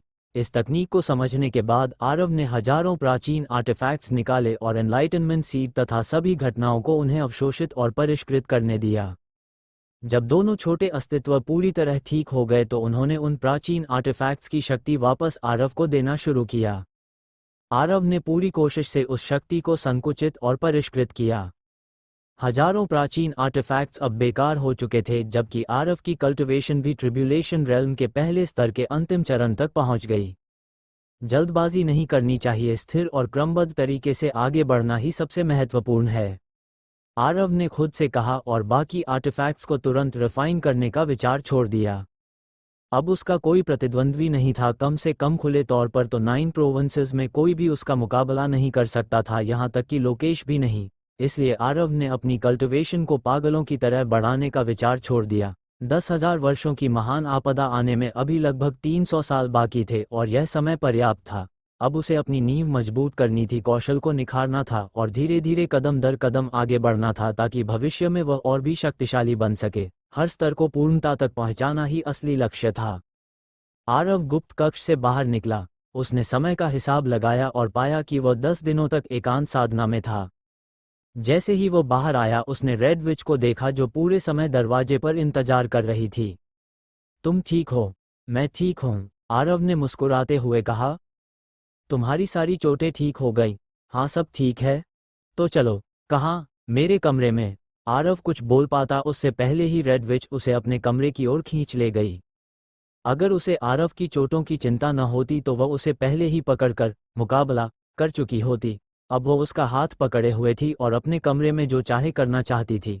कई महीनों से वह आरव से नहीं मिली थी और आरव भी 3 महीने से एकांत में था, किसी स्त्री के पास नहीं गया था। अब दोनों के बीच ये मुकाबला शुरू हुआ। जब डेमन एम्परर को इस बारे में पता चला तो वह नाराज होने की बजाय जोर से हंस पड़ा। हा, मेरी बेटी सच में मेरे ही जैसी है। कमरे के अंदर दोनों का ये आदान प्रदान 3 दिन और 3 रात तक चला। आरव थककर हांफने लगा, जबकि रेड विच पूरी तरह निढाल होकर बिस्तर पर पड़ी थी, लेकिन फिर भी वह आरव को जाने नहीं देना चाहती थी। अर्नव, रेड विच ने शर्माते हुए लाल होंठ काटते हुए उसे लुभाया। उसका शरीर बेहद आकर्षक था, खासकर उसकी लंबी गोरी और चिकनी टांगें। मैं थक गया हूँ, आरव हांफते हुए बोला। यहाँ तक कि ट्रिब्यूलेशन रेल्म तक पहुँचने के बाद भी वह थक गया था। इससे अंदाज़ा लगाया जा सकता था कि रेड विच कितनी ताकतवर थी। मैं तुम्हारे लिए एक बेटा चाहती हूँ। आरव चुप रह गया। फिर 2 दिन और बीत गए। आखिरकार रेड विच ने उसे जाने दिया, लेकिन खुद कमरे से बाहर नहीं निकली। डेमन एम्परर ने उनके लिए दावत का आयोजन किया और अपने सेवकों को स्वादिष्ट भोजन तैयार करने का आदेश दिया, लेकिन आरव ने उसे मना कर दिया। मैं अपना खुद का इस्तेमाल करूंगा। आरव ने अपने पास मौजूद उच्च स्तर के इंग्रेडिएंट्स निकाले। अचानक माइटी बुल डेमन क्लैन के कई गार्ड्स वहां प्रकट हो गए। सीओ चोर, तुम क्या करने वाले हो? हमें छोड़ दो, नहीं तो हमारे पूर्वज तुम्हें नहीं छोड़ेंगे। सीओ गद्दार। ये गार्ड्स बहुत बहादुर थे, लेकिन बुल डेमन किंग और बुल स्टार लॉर्ड शांत थे और कोबरा क्लैन का प्रमुख पूरी तरह निराश दिख रहा था। बाकी सभी तो पहले से आरव के स्पिरिट बीस्ट बैग में रहने के आदी हो चुके थे। बहस बंद करो, खुद अपने किडनीज निकाल कर दे दो, नहीं तो मैं तुम्हारी और टांगे काट दूंगा। आरव ने ठंडे स्वर में कहा। डेमन एम्परर और बाकी सभी स्तब्ध रह गए। हम कभी झुकेंगे नहीं। धड़ाम, एक गार्ड तुरंत मांस के टुकड़ों में बदल गया। हम मरना पसंद करेंगे। धड़ाम, दूसरा भी खत्म हो गया। ये देखकर अब्दुल और बुल डेमन किंग अपने लोगों की मौत नहीं सह पाए और उन्होंने खुद अपने पेट चीरकर किडनीज निकालकर आरव को दे दिए। अच्छा लड़का, आरव ने प्रशंसा की। बाकी गार्ड्स ने भी अपना घमंड छोड़ दिया और वैसा ही किया। पूरे हाल में खून फैल गया। इसके बाद आरव ने अमरपाल और जेम्स के रिफ्ट चिकन निकाले और कोबरा एंसेस्टर का स्नेक गॉल भी काट लिया। उसे बहुत अधिक पोषण की जरूरत थी। आरव, क्या ये सच में जरूरी है? डेमन एम्परर पूरी तरह निरुत्तर था। क्या सिर्फ किडनीज खाकर तुम्हें थकान नहीं होती? आरव ने डेमन एम्परर की ओर तिरछी नजर से देखा। मन ही मन आह भरी, कई बार झिझका और आखिरकार जो कहना चाहता था उसे कहने का मन किया। वो सच में पूछना चाहता था, तुम्हारी बेटी को तुम जानते नहीं हो? वह कितनी भयंकर है, क्या तुम्हें पता नहीं? कौ की खुशबू इतनी लाजवाब थी, उसे अच्छे से भूनकर ही असली स्वाद आता है। आरव बड़े आनंद से बढ़िया शराब का घूंट और एक निवाला कौ खा रहा था। अगले दिन आरव विदा लेने लगा। जाने से पहले उसने डेमन एम्परर को कुछ उपहार दिए। इस बार उपहार स्पिरिट स्टोन्स या स्पिरिचुअल मटेरियल्स नहीं थे, बल्कि जीवित बीफ कैटल थे। फादर इन लॉ, आगे अगर कुछ खाना हो तो बेझिझक खाए, आरव ने कहा। तुम्हारी सोच के लिए धन्यवाद। डेमन एम्परर मुस्कुराया। वह इस उपहार से बेहद संतुष्ट था। इतने बड़े शक्तिशाली भी खुलकर माइटी बुल डेमन क्लैन को नहीं पालते। उन्हें मांस के लिए इस्तेमाल करना तो दूर की बात है। आखिर वह क्लैन मामूली नहीं था। लेकिन इस बार मामला अलग था। ये सब आरव द्वारा दिए गए थे। अगर किसी को आपत्ति हो तो जाकर आरव से ही शिकायत करे। बेकार की बात करने की हिम्मत किसी में नहीं थी। रेड विच अभी भी कमरे से बाहर नहीं आई थी। आरव उससे मिलने गया और विदा कहा, और वे दोनों 3 घंटे बाद ही बाहर निकले। आरव का चेहरा पीला था। इस बार वह सच में पूरी तरह थक चुका था। अब मंदिर लौटते हैं, नेदरवर्ल्ड कॉन्टिनेंट जाने का समय हो गया है, आरव ने मन ही मन कहा। डेमन एम्परर के क्षेत्र से निकलकर उसने पास के एक स्पेशल नोड का उपयोग किया और टेंपल में प्रवेश किया। प्रशांत प्रीफेक्चर में आराध्य उसका इंतजार कर रही थी। शायद अब उसका एक बेटा या बेटी भी हो। उसे याद आया कि आराध्य ने बताया था कि उसने एक 7वीं श्रेणी की औषधि ली थी, लेकिन उसका नाम याद नहीं था। टेंपल पहुंचने पर समृद्धि और रेड मून बबली तन्वी के साथ खेल रही थीं। आरव को देखकर दोनों बहुत खुश हो गईं। उन्हें सुरक्षित देखकर आरव ने राहत की सांस ली। उसे डर था कि कहीं वह लौटकर दोनों को लड़ते हुए न पाए। अर्णव, इस बार इतना समय क्यों लग गया? समृद्धि ने पूछा। रेड मून बबली हल्का शर्माकर उसके पीछे खड़ी थी और खुद को बहुत छोटा महसूस कर रही थी। आरव ने सब समझ लिया। ये समृद्धि का घमंड नहीं था, बल्कि बबली खुद को आरव के लायक नहीं मानती थी। कुछ छोटी बातें थीं, इसलिए देर हो गई। आरव ने मुस्कुराकर कहा, अर्णव, तुम्हारी कल्टीवेशन, मैं ट्रिब्यूलेशन रेल्म में पहुंच गया हूं। आरव ने हल्की मुस्कान के साथ कहा। समृद्धि यह सुनकर स्तब्ध रह गई। अब आरव कितना शक्तिशाली होगा? जमशेद कहाँ है? आरव ने पूछा। हर बार वह लौटता था तो जमशेद सबसे पहले मिलता था और आराध्य भी नहीं दिख रही थी। वो रणबीर और बाकी लोगों को ट्रेनिंग दे रहे हैं, समृद्धि ने बताया। उसने समझाया कि इस दौरान जमशेद रोज उन्हें खुद ट्रेनिंग दे रहा है ताकि वे जल्द मजबूत होकर आरव की मदद कर सकें। समझ गया, आरव ने सिर हिलाया। वह जमशेद के इरादे को समझ गया। वह उसके लिए सहायक तैयार कर रहा था। पापा, तन्वी ने हाथ बढ़ाकर गोद मांगी। आओ पापा, तुम्हें उठाते हैं। आरव ने उसे गोद में लिया और वह हंसने लगी। तन्वी अब पहले से लंबी हो चुकी थी और उसकी आंखों में यिन-यांग की रहस्यमयी शक्ति और भी गहरी हो गई थी। यह आरव की बेटी थी जो अब सुरक्षित थी। अगर बाहर होती तो अनगिनत लोग उसे पाने की कोशिश करते। थोड़ी देर बाद आरव जमशेद से मिलने जाना चाहता था ताकि नेदरवर्ल्ड के लिए तैयारी कर सके, लेकिन अचानक समृद्धि ने उसका हाथ पकड़ लिया। क्या हुआ? आरव ने पूछा। अर्णव, हमें मिले कितना समय हो गया? उसने शर्माकर पूछा। 3 महीने से ज्यादा। तो तुम कुछ नहीं करना चाहते? नहीं, नहीं चाहता। क्या कहा? ये सुनते ही उसकी आंखों की कोमलता गायब हो गई और उसकी जगह कठोरता आ गई। चाहता हूँ। आरव ने तुरंत बात बदल दी। इन सब में समृद्धि को मनाना सबसे मुश्किल था। अब ठीक है, चलो मेरे साथ। वो मुस्कुराई और उसे ले गई। कुछ समय बाद आरव बाहर आया, अपनी कमर पकड़ते हुए। अर्णव, क्या तुम कमजोर हो गए हो? समृद्धि ने हैरानी से पूछा। नहीं, मैं अभी पूरी तरह ठीक नहीं हुआ हूँ, आरव ने बिना भाव के कहा। वह कैसे बताता कि रेड विच ने उसे पूरी तरह थका दिया था। लेकिन तुम्हारी आभा तो सामान्य लग रही है, उसने पूछा। अंदरूनी चोट है? अर्णव, तुम ठीक हो ना? समृद्धि ने चिंतित होकर पूछा। उसने कभी नहीं सोचा था कि आरव को अंदरूनी चोट हो सकती है। क्या ये प्राइमोर्डियल स्पिरिट की चोट है या डाओ की?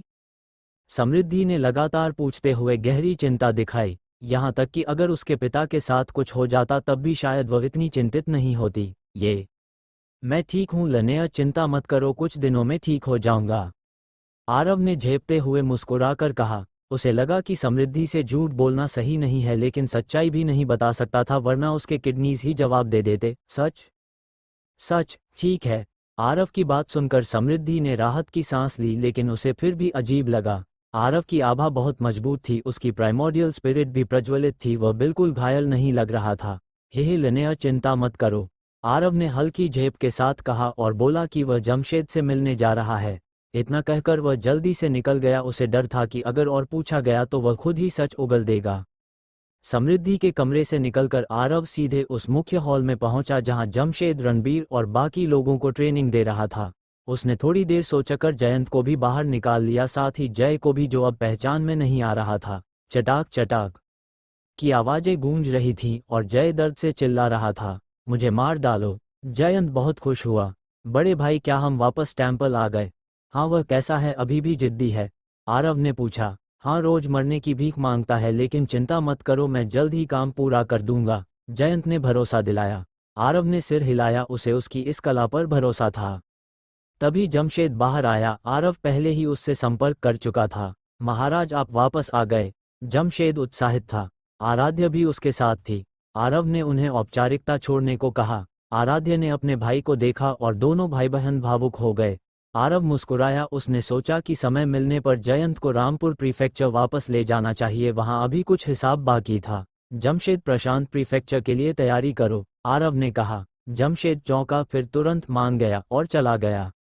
आरव ने जयंत की ओर देखा और उसे चुप रहने का संकेत दिया। यही असली वजह थी उसे बाहर निकालने की, ताकि वो कोई राज न खोले। चिंता मत करो बड़े भाई, जयंत ने छाती ठोककर कहा। पास पड़े जय ने यह सुनकर सोचा कि शायद उसने कोई बड़ा रहस्य जान लिया है, लेकिन फिर उसे याद आया कि वह कैदी है, जानकर भी क्या करेगा। आराध्य कुछ समझ नहीं पाए। आरव संतुष्ट हुआ। वह प्रशांत प्रीफेक्चर के बारे में गुप्त रखना चाहता था, क्योंकि वहां के टेलीपोर्टेशन एरेज सामान्यतः बंद रहते थे। अगर वह किसी शक्तिशाली के साथ जाता तो जोखिम होता कि दुश्मनों को खबर मिल जाए। अभी समय भी था, इसलिए उसने टेम्पल के रास्ते जाना सही समझा। आरव अंदर गया और रणबीर तथा बाकी लोगों को देखा। वे सभी थककर जमीन पर पड़े थे। टीम लीडर, मुझे टीम लीडर नहीं महाराज कहो। वे इतनी थकान में थे कि उठ भी नहीं पा रहे थे। इससे साफ था कि जमशेद की ट्रेनिंग कितनी कठोर थी। आरव ने पूछा कि क्या कर रहे हो? रणबीर ने बताया कि वे शारीरिक प्रशिक्षण कर रहे हैं, क्योंकि शरीर ही आधार है और उनका शरीर अभी कमजोर है। आरव ने सहमति जताई। मजबूत शरीर के बिना लड़ाई में नुकसान होता है। वे लोग मरहम लगा रहे थे, जिससे नया मांस और मजबूत बनता था। बिलाल ने आरव को भी लगाने को कहा, लेकिन उसने मना कर दिया। उसकी शारीरिक ताकत अब पूरे 9 प्रोविंसेस में दुर्लभ थी। आरव ने शेरा के बारे में पूछा। रणबीर ने गुस्से में बताया कि वह सिर्फ खाता और सोता है, फिर भी उसकी ताकत बढ़ती जा रही है। आरव ने हंसते हुए इसे स्वीकार किया। उसे पता था कि शेरा ऐसा ही है। उसने सबको अभ्यास जारी रखने को कहा और जयंत को आदेश दिया कि बाहर जय से राज निकलवाए। फिर वह अपनी बेटी के पास चला गया। तन्वी उसकी गोद में हंस रही थी। पापा, बड़ा बिल्ली कहाँ है? उसने पूछा। आरव चौंका, उसे कुछ समझ आया। चलो ढूंढते हैं। दोनों शेरा के कमरे की ओर गए। अंदर शेरा उदास पड़ा था। वह तन्वी से डर रहा था क्योंकि वह उसके साथ खेलते खेलते उसे परेशान कर देती थी। दरवाजा खटखटाया गया। शेरा खुशी से दौड़ा लेकिन बाहर आरव और तन्वी को देखकर उसका चेहरा उतर गया। बड़े भाई आप कब आए? अभी, आरव ने मुस्कुराकर कहा और अपनी बेटी को उसकी पीठ पर बैठा दिया। तन्वी खुशी से उछलने लगी। शेरा डर के मारे कांप रहा था। उसे बस यही डर था कि कहीं तन्वी गिर न जाए। वह हर बार खुद को समायोजित करता ताकि तन्वी सुरक्षित रहे। तन्वी खिलखिलाकर हंस रही थी, जबकि शेरा बेचारा डर के मारे इधर उधर घूम रहा था। आरव को ये सब देखकर हंसी आ गई। असल में शेरा बच्चों को खुश रखने में माहिर निकला। देखो उसकी बेटी कितनी खुश थी। लेकिन थोड़ी देर कूदने के बाद सीओ तन्वी का मन भर गया। वह धीरे धीरे सुनहरे शेर की पीठ से उसके सिर तक चली गई। हे। शेर! आरव चौंक गया। शेरा चुप हो गया। तभी तन्वी हंसते हुए वहीं पेशाब करने लगी और इधर उधर हिलती रही, लेकिन शेरा हिलने की हिम्मत भी नहीं कर पाया। वह बस दांत भींचकर सहता रहा और तन्वी के पेशाब की गर्मी महसूस करता रहा। जिन्या, तुमने सच में मेहनत की है, आरव ने आह भरते हुए कहा। अब उसे समझ आया कि शेरा क्यों छिपा हुआ था। ये सच में बहुत कठिन था।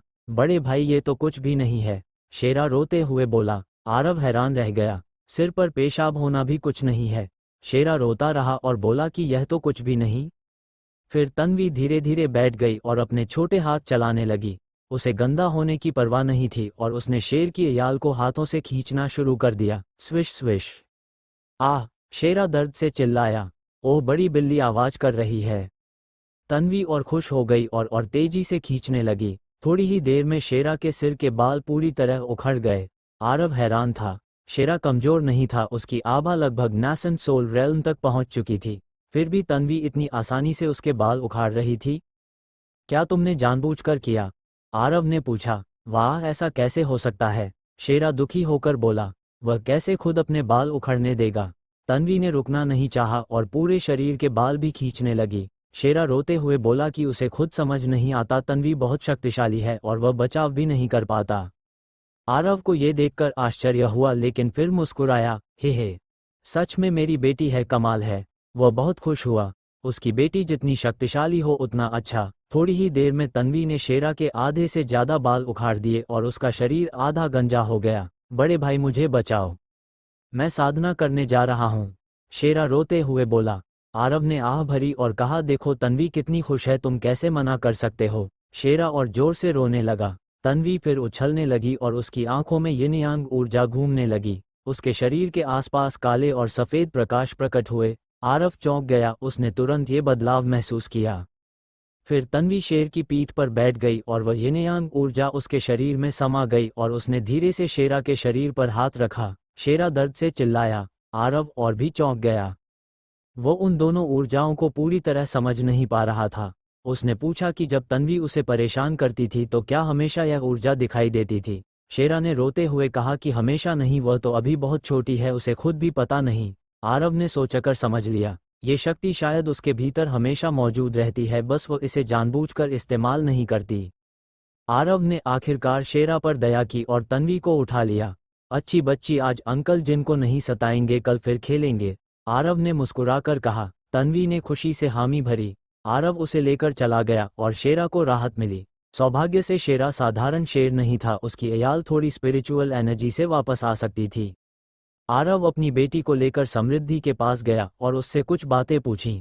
उसने पूछा कि क्या बिना दिखे भी तन्वी की यिन यांग ऊर्जा महसूस की जा सकती है। समृद्धि ने कहा कि उसने पहले कभी ध्यान नहीं दिया। उसे थोड़ा लगा कि वह अच्छी मां नहीं रही।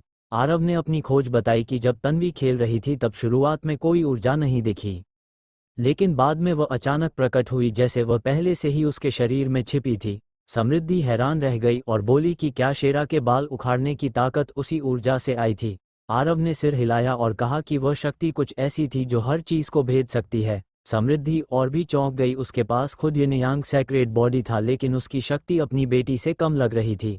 आरव मुस्कुराया और कहा कि यह सिर्फ उसका अनुमान है, लेकिन यह अच्छी बात है। तन्वी आरव की गोद में खेल रही थी। आरव जानता था कि इतनी ताकत सामान्य नहीं है। समृद्धि ने तन्वी को अपनी गोद में लिया और आरव से कहा कि वह आराम करे। आरव हैरान हुआ, लेकिन समृद्धि ने गंभीर होकर कहा कि उसकी अंदरूनी चोट को ठीक करना जरूरी है। आरव कुछ नहीं बोला और मान गया, क्योंकि उसने खुद झूठ बोला था। कमरे से बाहर निकलते ही आरव ने बबली को देखा। वह इधर उधर टहल रही थी। आरव ने पूछा क्या हुआ। वह शर्मा गई और बोली कि बस उसे याद कर रही थी। आरव को समझ आया कि वह खुद को दूसरों से कम समझती है। उसे बुरा लगा और उसने उसे साथ लेकर गुप्त कक्ष में चला गया।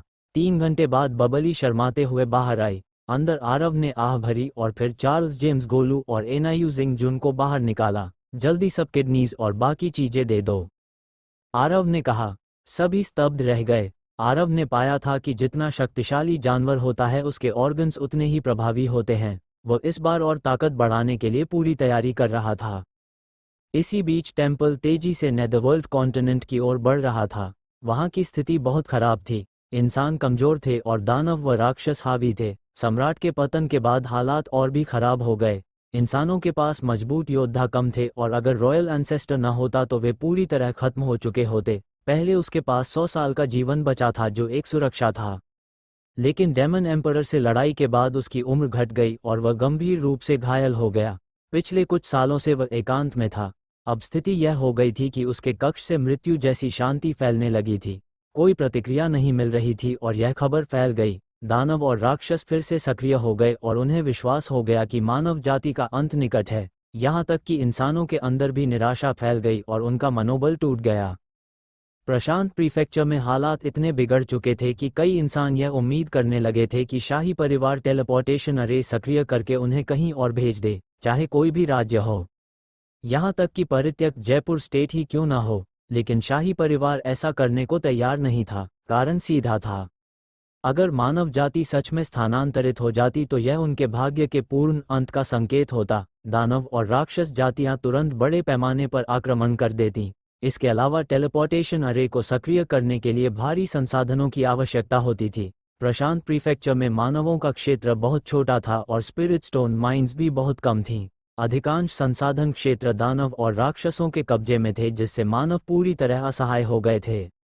पिछले कुछ वर्षों में प्रशांत प्रीफेक्चर की 5 बड़ी मानव जातियां Arora family, Yadav family, Nair family, Sun family और गू फैमिली में बदलाव आया। यादव फैमिली का जीवन उभर कर सामने आया और मानव युवाओं का नेता बन गया। वह वही व्यक्ति था जिसने आरव के साथ मिलकर दानव और राक्षस जाति के प्रतिभाशाली योद्धाओं से अकेले मुकाबला किया था। दूसरी ओर अरोरा फैमिली में आराध्य ने एक बेटे को जन्म दिया। ये बच्चा आरव के जाने के 1 साल के भीतर पैदा हुआ था। शुरुआत में ये बात बहुत कम लोगों को पता थी, लेकिन धीरे धीरे फैल गई। बाद में कई लोगों ने अनुमान लगाया कि यह बच्चा आरव का है। ये खबर दानव और राक्षस जातियों तक भी पहुंच गई। अरोरा फैमिली के प्रति दानव और राक्षसों ने कोई विशेष घृणा नहीं दिखाए, लेकिन आरव के प्रति उनकी नफरत चरम पर थी। एक साधारण इंसान होकर उसने डेमन एम्परर को चुनौती दी, दोनों जातियों के शक्तिशाली योद्धाओं को मार डाला और उनके सम्मान को रौंद दिया। इसी कारण अरोरा फैमिली के जो सदस्य बाहर जाते वे निशाने पर आ जाते और लगभग निश्चित रूप से मारे जाते। 2 साल पहले तो दानव और राक्षस जातियों ने सार्वजनिक आदेश जारी कर दिया कि जो भी अरोरा फैमिली के किसी सदस्य का ठिकाना बताएगा पकड़े गए मानव को छोड़ दिया जाएगा। अरोरा फैमिली क्रोधित थी लेकिन कुछ कर नहीं सकती थी। हालांकि अरोरा फैमिली मानवों की 5 प्रमुख जातियों में गिनी जाती थी, लेकिन दानव और राक्षसों के सामने इसका कोई महत्व नहीं था।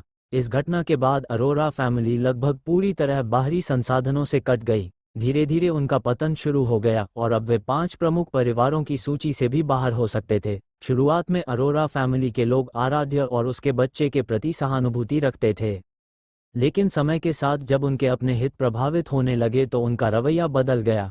आराध्य के परदादा संसाधन जुटाने के लिए बाहर गए और वहीं मारे गए। इसके बाद आराध्य की स्थिति परिवार में बहुत गिर गई। अगर परिवार के प्रमुख का संरक्षण न होता तो उसे और उसके बच्चे को बहुत पहले ही बाहर निकाल दिया जाता। अरोरा फैमिली का प्रमुख भी हाल ही में एकांत साधना में चला गया था और बाहरी मामलों से दूरी बना ली थी। इसके बावजूद आराध्य और उसके बेटे को पिछले कुछ वर्षों में बहुत अपमान सहना पड़ा। अरोरा फैमिली के पिछवाड़े में एक छोटा और शांत आंगन था जहां आराध्य अपने लगभग 5 साल के बेटे लिया के पीछे दौड़ रही थी। वह पहले से ज्यादा थकी और कमजोर दिख रही थी। लिया, इधर उधर मत भागो। बच्चा रुक गया और बाहर जाने की इच्छा से दरवाजे की ओर देखने लगा। माँ, मैं बाहर खेलना चाहता हूँ। आराध्य ने सख्त बनने की कोशिश की। नहीं, क्या तुम्हें याद नहीं मैंने क्या कहा था? जब तक तुम्हारे पिता वापस नहीं आते तुम बाहर नहीं जाओगे, बाहर बहुत खतरा है। बच्चा झुक गया। उसकी आंखों से आंसू बहने लगे। पापा कब आएंगे? दूसरे बच्चों के पास पिता थे, उसके पास भी था लेकिन साथ नहीं था। बाकी बच्चे बाहर खेल सकते थे, लेकिन वह नहीं। आराध्य ने उसके सिर पर हाथ फेरते हुए उसे समझाया, जल्दी आएंगे। जब तुम मजबूत बन जाओगे, तब तुम खुद अपने पिता को ढूंढने जा सकोगे। बच्चा चुपचाप मान गया और वापस साधना करने चला गया। आराध्य ने उसकी जाती हुई पीठ को देखा और गहरी सांस ली। आरव, क्या तुम ठीक हो? तभी वो मुड़ी और अरोरा फैमिली के प्रमुख को देखा। उसने सम्मानपूर्वक झुककर प्रणाम किया। प्रमुख ने आह भरते हुए कहा कि बच्चा बहुत कष्ट झेल रहा है। आराध्य ने सिर झुका लिया और कहा कि वह इसे अपना भाग्य मानती है। प्रमुख ने बताया कि लिया की प्रतिभा असाधारण है, लेकिन शांति के दिन अब बहुत कम बचे हैं। पहले लगा था कि अभी 100 साल या कम से कम 50 साल का समय है, लेकिन अब हालात बदल चुके हैं। आराध्य चुप रही, उसके हाथ कपड़ों को कसकर पकड़ रहे थे। प्रमुख ने जाते जाते कहा कि लिया को अकेले बाहर न जाने देना, चाहे साथ में जाओ तब भी सावधान रहना। अरोरा फैमिली का शहर अब हर तरह के लोगों का अड्डा बन चुका था। पहले एक बड़े दानव कबीले ने घोषणा की थी कि जो भी आराध्य के बच्चे को पकड़कर उन्हें सौंप देगा, उसे डेमन ब्लड से स्नान कराकर उनकी जाति में शामिल कर लिया जाएगा और उसे सम्मान व धन मिलेगा। इस लालच ने कई इंसानों को पागल कर दिया। सिर्फ एक बच्चे का अपहरण करके दानव जाति में शामिल होने का मौका। यहाँ तक कि अरोरा फैमिली के कुछ लोग भी इस लालच में आ गए थे। इसी कारण अरोरा फैमिली के प्रमुख ने आराध्य और उसके बेटे को इस छोटे आंगन में रहने का आदेश दिया था, ताकि उनकी सुरक्षा बनी रहे। आराध्य इस सबसे अच्छी तरह वाकिफ थी, लेकिन बच्चा अभी बहुत छोटा था, इसलिए उसे इन बातों का बताना जरूरी नहीं था। जहाँ तक आरव की बात है, उसे गए कई साल हो चुके थे। आरव भले ही एक विलक्षण प्रतिभा था, लेकिन ना आराध्य और ना ही अरोरा फैमिली को यह विश्वास था कि वह इतनी तेजी से आगे बढ़ पाएगा। उनके अनुसार, चाहे उसकी प्रतिभा कितनी भी असाधारण क्यों न हो, उसे प्रसिद्ध होने में कम से कम कई दशक या शायद एक सदी लग जाएगी। अरोरा फैमिली की मूल योजना ये थी कि जब आरव दया के कारण वापस आएगा और आराध्य व उसके बेटे को अपने साथ ले जाएगा, तो वह क्लैन के कुछ लोगों को भी साथ ले जाकर उनके वंश को बचा सकेगा। लेकिन अब हालात ऐसे हो गए थे कि लगता था जल्द ही मानव जाति का अस्तित्व ही समाप्त हो जाएगा। किसी ने नहीं सोचा था कि रॉयल एंसेस्टर की चोट इतनी गंभीर होगी। टेम्पल के अंदर, महाराज, हम आधे दिन में प्रशांत प्रीफेक्चर पहुंच जाएंगे, जमशेद ने सम्मानपूर्वक कहा। बहुत अच्छा, आरव ने सिर हिलाया। बाहर से वह शांत दिख रहा था, लेकिन अंदर से बेहद उत्साहित था। अगर आराध्य ने उससे झूठ नहीं कहा था, तो अब तक वह बच्चे को जन्म दे चुकी होगी। लड़का हुआ होगा या लड़की, वे अब कैसे होंगे, उनकी हालत कैसी होगी। आरव पहले भी प्रशांत प्रीफेक्चर जाना चाहता था, कम से कम आराध्य और बच्चे को अपने साथ ले जाने के लिए, लेकिन उस समय वह बहुत से शक्तिशाली लोगों के निशाने पर था। अगर वह तब नेदरवर्ल्ड जाता तो वे लोग भी उसका पीछा करते हुए वहां पहुंच जाते और शायद पूरी मानव जाति को खतरे में डाल देते। फिर वह हेवनली मिस्ट्री सेक्ट के गुप्त क्षेत्र में चला गया, जहां 2 साल बीत गए। उसके बाद भी कई जरूरी काम आ गए। अब जब वह ट्रिब्यूलेशन रेल्म में पहुंच चुका था, तब वह सुरक्षित रूप से जा सकता था। अब उसे विश्वास था कि आराध्य और उसका बच्चा सुरक्षित होंगे। समृद्धि ने भौहें चढ़ाईं और कहा कि वह भी साथ जाएगी। आरव ने मना कर दिया और कहा कि नेदरवर्ल्ड बहुत खतरनाक है, वह तन्वी के साथ यहीं रहे। समृद्धि असंतुष्ट हो गई और बोली कि क्या अब भी उसे खतरा है। आरव ने गंभीर होकर कहा कि डेमन एम्परर बहुत शक्तिशाली है, इसलिए वह जोखिम नहीं लेना चाहता। समृद्धि ने कुछ देर सोचा और फिर कहा कि बबली उसके साथ जा सकती है। आरव ने कहा कि यह भी खतरनाक है। समृद्धि ने तुरंत कहा कि अगर ऐसा है तो वह खुद जाएगी। आरव के पास कोई विकल्प नहीं बचा और उसने मजबूरी में बबली को साथ ले जाने की बात मान ली। असल में समृद्धि को शक था कि आरव का प्रशांत प्रीफेक्चर में कोई पुराना रिश्ता है या कोई और स्त्री है। वह नहीं चाहती थी कि आरव की और भी पत्नियां हों, इसलिए उसने बबली को उसके साथ भेजने का फैसला किया ताकि वह हर समय उस पर नजर रख सके। उसने बबली को अलग ले जाकर समझाया कि आरव के पास रहना और हर महिला पर नजर रखना, खासकर सुंदर महिलाओं पर। बबली ने सिर हिलाकर हामी भरी। समृद्धि को लगा उसकी योजना बहुत अच्छी है। उसे ये पता नहीं था कि आरव का बच्चा तो अब इतना बड़ा हो चुका है कि दीवार पर चढ़ सकता है। इस बीच शेरा भी रोते हुए बोला कि वह भी साथ जाना चाहता है, लेकिन आरव ने मना कर दिया और कहा कि तन्वी को उसकी जरूरत है। शेरा मजबूरी में चुप हो गया। जयंत भी दौड़ता हुआ आया और बोला कि उसे भी साथ ले चलो, क्योंकि वह समृद्धि से परेशान हो चुका था। आरव ने उसके कंधे पर हाथ रखकर कहा कि उसने बहुत मेहनत की है। जयंत भावुक हो गया और बोला कि यह उसके लिए कोई परेशानी नहीं थी। रणबीर और बाकी लोग अभी भी प्रशिक्षण में व्यस्त थे, इसलिए इस बार सिर्फ आरव, जयंत और बबली ही जाने वाले थे। आधे दिन बाद जमशेद ने बताया कि वे गंतव्य के पास पहुंच गए हैं। आरव ने तुरंत कहा, ठीक है चलो। नेदरवर्ल्ड स्टेट की हवा में आध्यात्मिक ऊर्जा बेहद अव्यवस्थित थी और उसमें एक हिंसक आभा भरी हुई थी। शून्य फटा और आरव, बबली तथा जयंत प्रकट हुए। जयंत ने चारों ओर देखकर कहा कि वे फिर से तीनों जातियों के सार्वजनिक क्षेत्र में आ गए हैं। आरव ने सिर हिलाया और पुरानी यादों में खो गया। यहाँ वह जगह थी जहाँ कोई भी जाति आ सकती थी, क्योंकि यह क्षेत्र किसी एक का नहीं था। मानव क्षेत्र संसाधनों की कमी से जूझता था, इसलिए उन्हें यहाँ आकर जोखिम उठाना पड़ता था। यही वह स्थान था जहाँ आरव की मुलाकात आराध्य से हुई थी और उसने उसकी जान बचाई थी। आरव ने कहा कि अब सीधे मानव क्षेत्र की ओर चलते हैं। वह आराध्य और अपने उस बच्चे से मिलने के लिए बेहद उत्सुक था जिसे उसने कभी देखा नहीं था। जयंत ने सहमति जताई और बबली शांत होकर उसके साथ खड़ी रही। आरव ने हल्के से पूछा कि क्या वो स्पिरिट बीस्ट पाउच में जाना चाहेगी, क्योंकि उसे डर था कि आराध्य उसे देखकर नाराज हो सकती है। लेकिन बबली ने मना कर दिया और कहा कि वह बाहर ही रहेगी, क्योंकि अगर बाद में समृद्धि ने पूछा तो वह जवाब नहीं दे पाएगी। आरव ने आह भरते हुए उसे साथ चलने दिया। तभी दूर से दर्जनों शक्तिशाली आभाएं उनकी ओर बढ़ती दिखीं। उनमें दानव और राक्षस दोनों थे। आरव ने हैरानी से सोचा कि क्या दोनों जातियां पहले से ही मिलकर चल रही हैं। वे तीनों वहीं रुक गए और इंतजार करने लगे ताकि स्थिति का पता चल सके। थोड़ी ही देर में वे सब उनके सामने आ गए। एक दानव ने ठंडे स्वर में पूछा कि क्या उन्होंने अरोरा फैमिली के किसी सदस्य को देखा है।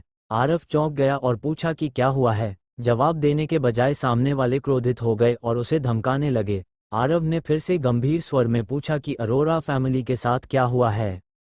तभी एक दानव को कुछ याद आया और उसने कहा कि यह इंसान कुछ जाना पहचाना लग रहा है। सबने ध्यान से देखा और अचानक पहचान गए कि वह आरव है। आरव ने धैर्य खो दिया और आगे बढ़ा। उसकी आभा विस्फोट की तरह फैल गई और आसपास का क्षेत्र कांप उठा। सभी दानव और राक्षस डर से कांप गए। आरव ने हाथ उठाया और एक ही वार में उन्हें जमीन पर गिरा दिया। वे सब खून से लथपथ पड़े थे। आरव ने ठंडे स्वर में पूछा कि अरोरा फैमिली के साथ क्या हुआ है। डर के मारे उन्होंने सब कुछ बता दिया। अरोरा फैमिली को निशाना बनाया जा रहा था और आराध्य के बच्चे को पकड़ने पर इनाम तक घोषित कर दिया गया था। ये सुनते ही आरव की आंखों में क्रोध भड़क उठा। उसका शरीर गुस्से से कांपने लगा। जयंत भी डर गया। उसे समझ आ गया कि यह सब कितना बड़ा अपराध है। बबली भी आरव की आभा से कांप उठी। दानव और राक्षस उससे दया की भीख मांगने लगे, लेकिन आरव ने एक झटके में सबको खत्म कर दिया। उसने खुद को शांत किया और कहा कि पहले मानव क्षेत्र चलते हैं। अब उसे पता चल चुका था कि आराध्य और उसका बच्चा कठिन परिस्थितियों में है। उसका क्रोध और बढ़ गया। उसने सोचा था कि आराध्य सुरक्षित होगी, क्योंकि उसने नेदरवर्ल्ड में मानवों के लिए लड़ाई लड़ी थी और अरोरा फैमिली के प्रमुख ने उसकी रक्षा का वादा किया था। लेकिन अब सब उल्टा हो चुका था। अगर आराध्य की हालत बहुत खराब निकली तो वह पूरी मानव जाति को भी नहीं छोड़ेगा। आरव ने बबली का हाथ पकड़ा और हवा में उड़ गया। उसकी गति इतनी तेज थी कि जयंत पीछे छूट गया, इसलिए आरव ने उसे अपनी शक्ति से साथ खींच लिया। गुस्से में उसने फिनिक्स टेक्निक का उपयोग किया और एक विशाल फिनिक्स आकाश में उड़ता हुआ दूर चला गया। इस आभा को नेदरवर्ल्ड स्टेट के डेमन एम्परर ने भी महसूस किया। वह तुरंत खड़ी हो गई और बोली कि यह किसी सच्चे फीनिक्स की शक्ति है। उसने अपने लोगों को आदेश दिया कि जाकर पता लगाओ कि क्या हुआ है। दूसरी ओर आरव मानव क्षेत्र की सीमा पर पहुंचा। उसने अपनी फिनिक्स आभा छिपा ली ताकि ध्यान न जाए। शहर के द्वार पर पहरेदार उसे देखकर सतर्क हो गए। उन्होंने पूछा कि वह कौन है। आरव ने शांत स्वर में कहा कि वह मानव आरव है और शहर में प्रवेश करना चाहता है। पहरेदार चौंक गए, क्योंकि उन्होंने उसका नाम और चित्र देखा था। कुछ लोग तुरंत एल्डर्स को बुलाने भागे, लेकिन आरव के पास समय नहीं था। उसने कहा कि अगर कोई सवाल हो तो royal family Arora family city में उससे मिल सकती है। इतना कहकर वह तुरंत हवा में उड़ा और शहर के अंदर प्रवेश कर गया। पहरेदार उसे रोक भी नहीं पाए। शहर के अंदर के शक्तिशाली लोग उसकी आभा महसूस कर उसके पीछे दौड़े, लेकिन आरव ने अपनी शक्ति से उन्हें दबा दिया। जब तक वे संभलते, आरव गायब हो चुका था। अब वह सिर्फ एक ही लक्ष्य के साथ आगे बढ़ रहा था, आराध्य और अपने बच्चे तक पहुंचना। अरोरा फैमिली सिटी प्रशांत प्रीफेक्चर में मानवों की एक बड़ी शक्ति का केंद्र था। ये शहर 5 प्रमुख परिवारों में से एक अरोरा फैमिली के नियंत्रण में था। पहले यहाँ लोगों की आवाजाही बहुत होती थी, लेकिन अब हालात बदल चुके थे। लोगों का आना जाना काफी कम हो गया था। अरोरा फैमिली की शक्ति भी काफी कमजोर हो चुकी थी। अब तो अरोरा फैमिली का कोई भी सदस्य तीनों जातियों के सार्वजनिक क्षेत्र में जाकर संसाधन लाने की हिम्मत नहीं करता था। आरव बहुत तेज गति से आगे बढ़ रहा था और जल्द ही अरोरा फैमिली के शहर के पास पहुंच गया। उसने गहरी सांस ली और सीधे शहर के ऊपर से नहीं घुसा क्योंकि वह अनावश्यक हलचल नहीं चाहता था। चलो, उसने शांत स्वर में कहा और सीधे शहर के द्वार की ओर बढ़ा। बबली ने सिर हिलाया, लेकिन वह आरव के भीतर उठ रही उग्र और भयावह आभा को महसूस कर रही थी, जिससे वह भी थोड़ा डर गई। जयंत आगे आगे रास्ता दिखाने लगा और तीनों शहर के द्वार पर पहुंच गए। जैसे ही आरव पहुंचा, एक गार्ड ने उसे पहचान लिया। तुम कौन हो? आरव ने बिना छिपाए कहा। मैं आरव हूं, मैं आराध्य से मिलने आया हूं। उसके शब्द शांत थे, लेकिन उसके अंदर गुस्सा उबल रहा था।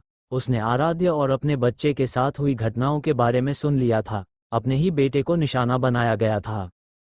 शहर के द्वार पर तुरंत हलचल मच गई। सच में आरव? वह वापस आ गया। जल्दी नेता को खबर दो। गार्ड पहले उत्साहित हुए, लेकिन तुरंत उनके चेहरों पर चिंता भी आ गई। आरव वही था जिसने प्रशांत प्रीफेक्चर में मानवों का प्रतिनिधित्व किया था, जिसने दानव और राक्षस जातियों को दबाया था और मानवों को उम्मीद दी थी। उसी की वजह से कुछ समय के लिए मानवों को राहत मिली थी, लेकिन अब उसी के बच्चे को पकड़कर दानव जाति को सौंपने की बात चल रही थी। मुझे अंदर जाना है, घोषणा करने की जरूरत नहीं है, आरव ने कहा और आगे बढ़ गया। वह अब और इंतजार नहीं कर सकता था, लेकिन तभी शहर के ऊपर से एक तेज आवाज गूंजी। रुको, इतनी हिम्मत कैसे हुई? आरव ने ऊपर देखा और सामने दिलीप को पाया। वह तुरंत पहचान गया कि यह वही व्यक्ति है जिसे उसने पहले बचाया था। आसपास के लोग फुसफुसाने लगे कि दिलीप और आरव के बीच पुरानी दुश्मनी है। दिलीप कभी आरव का उपकार मानने के बजाय उससे ही जलता था। आरव ने ठंडे स्वर में कहा, क्या तुम मुझसे बात कर रहे हो? दिलीप हंस पड़ा और आरव को ऊपर से नीचे तक देखने लगा। उसके चेहरे पर हैरानी थी, क्योंकि वह अब आरव की शक्ति को समझ ही नहीं पा रहा था। पहले आरव जब यहाँ आया था तब दिलीप उससे कहीं ज्यादा मजबूत था, लेकिन अब स्थिति पूरी तरह उलट चुकी थी। फिर भी दिलीप के दिल में पुरानी दुश्मनी जिंदा थी। उसने ठंडे स्वर में कहा कि आरव ने बिना अनुमति शहर में प्रवेश किया है और यह अरोरा फैमिली का अपमान है। उसने तुरंत गार्डों को आदेश दिया कि आरव को पकड़ लिया जाए और यह भी कहा कि शायद वो असली आरव नहीं है। ये सुनकर गार्ड भी सतर्क हो गए। उन्हें लगा कि सच में पहचान की पुष्टि जरूरी है। तभी जयंत आगे बढ़ा और गुस्से में बोला कि आरव को पहचानने की जरूरत नहीं, वो असली है। उसे ये सब देखकर बहुत गुस्सा आ रहा था। उसे लगता था कि प्रशांत प्रीफेक्चर के इंसान कृतघ्न हैं। बबली चुप खड़ी रही, लेकिन उसकी आंखों में ठंडापन था और वह आरव के लिए दुख महसूस कर रही थी। दूसरी ओर दिलीप चालाकी से बात को घुमा रहा था। उसने कहा कि अरोरा फैमिली के शहर में आने वाले हर व्यक्ति की जांच होती है। उसने तुरंत कम्युनिकेशन जेड स्लिप निकाला और शहर के अंदर के लोगों को खबर देने लगा। असल में दिलीप आरव को फंसाना चाहता था। वह उसकी ताकत को समझ नहीं पा रहा था, इसलिए सीधे भिड़ने से डर रहा था। उसने सोचा कि ज्यादा लोगों को बुलाकर आरव को दबाया जाए। उसके मन में सिर्फ एक ही बात थी, पुराना बदला लेना। ठीक है, आरव ने शांत नजर से दिलीप की ओर देखते हुए कहा, तो मैं अंदर कब जा सकता हूँ? दिलीप की बात ऊपर से सही लग रही थी। आरव गुस्से में था, लेकिन इतनी छोटी बात पर झगड़ा नहीं करना चाहता था। दिलीप ने व्यंग्य से हंसते हुए कहा कि उसने पहले ही एल्डर्स को सूचना दे दी है और थोड़ी देर इंतजार करना होगा, जबकि सच में उसने सिर्फ गार्डों को ही खबर दी थी। आरव के शांत रहने से दिलीप का डर काफी कम हो गया। उसे लगा कि आरव बस उससे थोड़ा ही मजबूत है, इसलिए वह ज्यादा आत्मविश्वास नहीं दिखा रहा। अगर वह सच में बहुत ताकतवर होता तो सीधे अंदर घुस जाता। ये सोचकर दिलीप के मन में पुरानी बेइज्जती का गुस्सा फिर उभर आया और उसके भीतर की हत्या की इच्छा बढ़ने लगी। आरव शांत खड़ा रहा और इंतजार करता रहा। अरोरा फैमिली के गार्ड भी थोड़ा ढीले पड़े। उन्हें राहत मिली कि अभी तक कोई टकराव नहीं हुआ, लेकिन जयंत ये सब देखकर भड़क गया और बोला कि अगर आरव न होता तो पता नहीं दानव और राक्षस उन्हें कितना परेशान करते। ये सुनते ही दिलीप के दिमाग में एक चालाक योजना आ गई।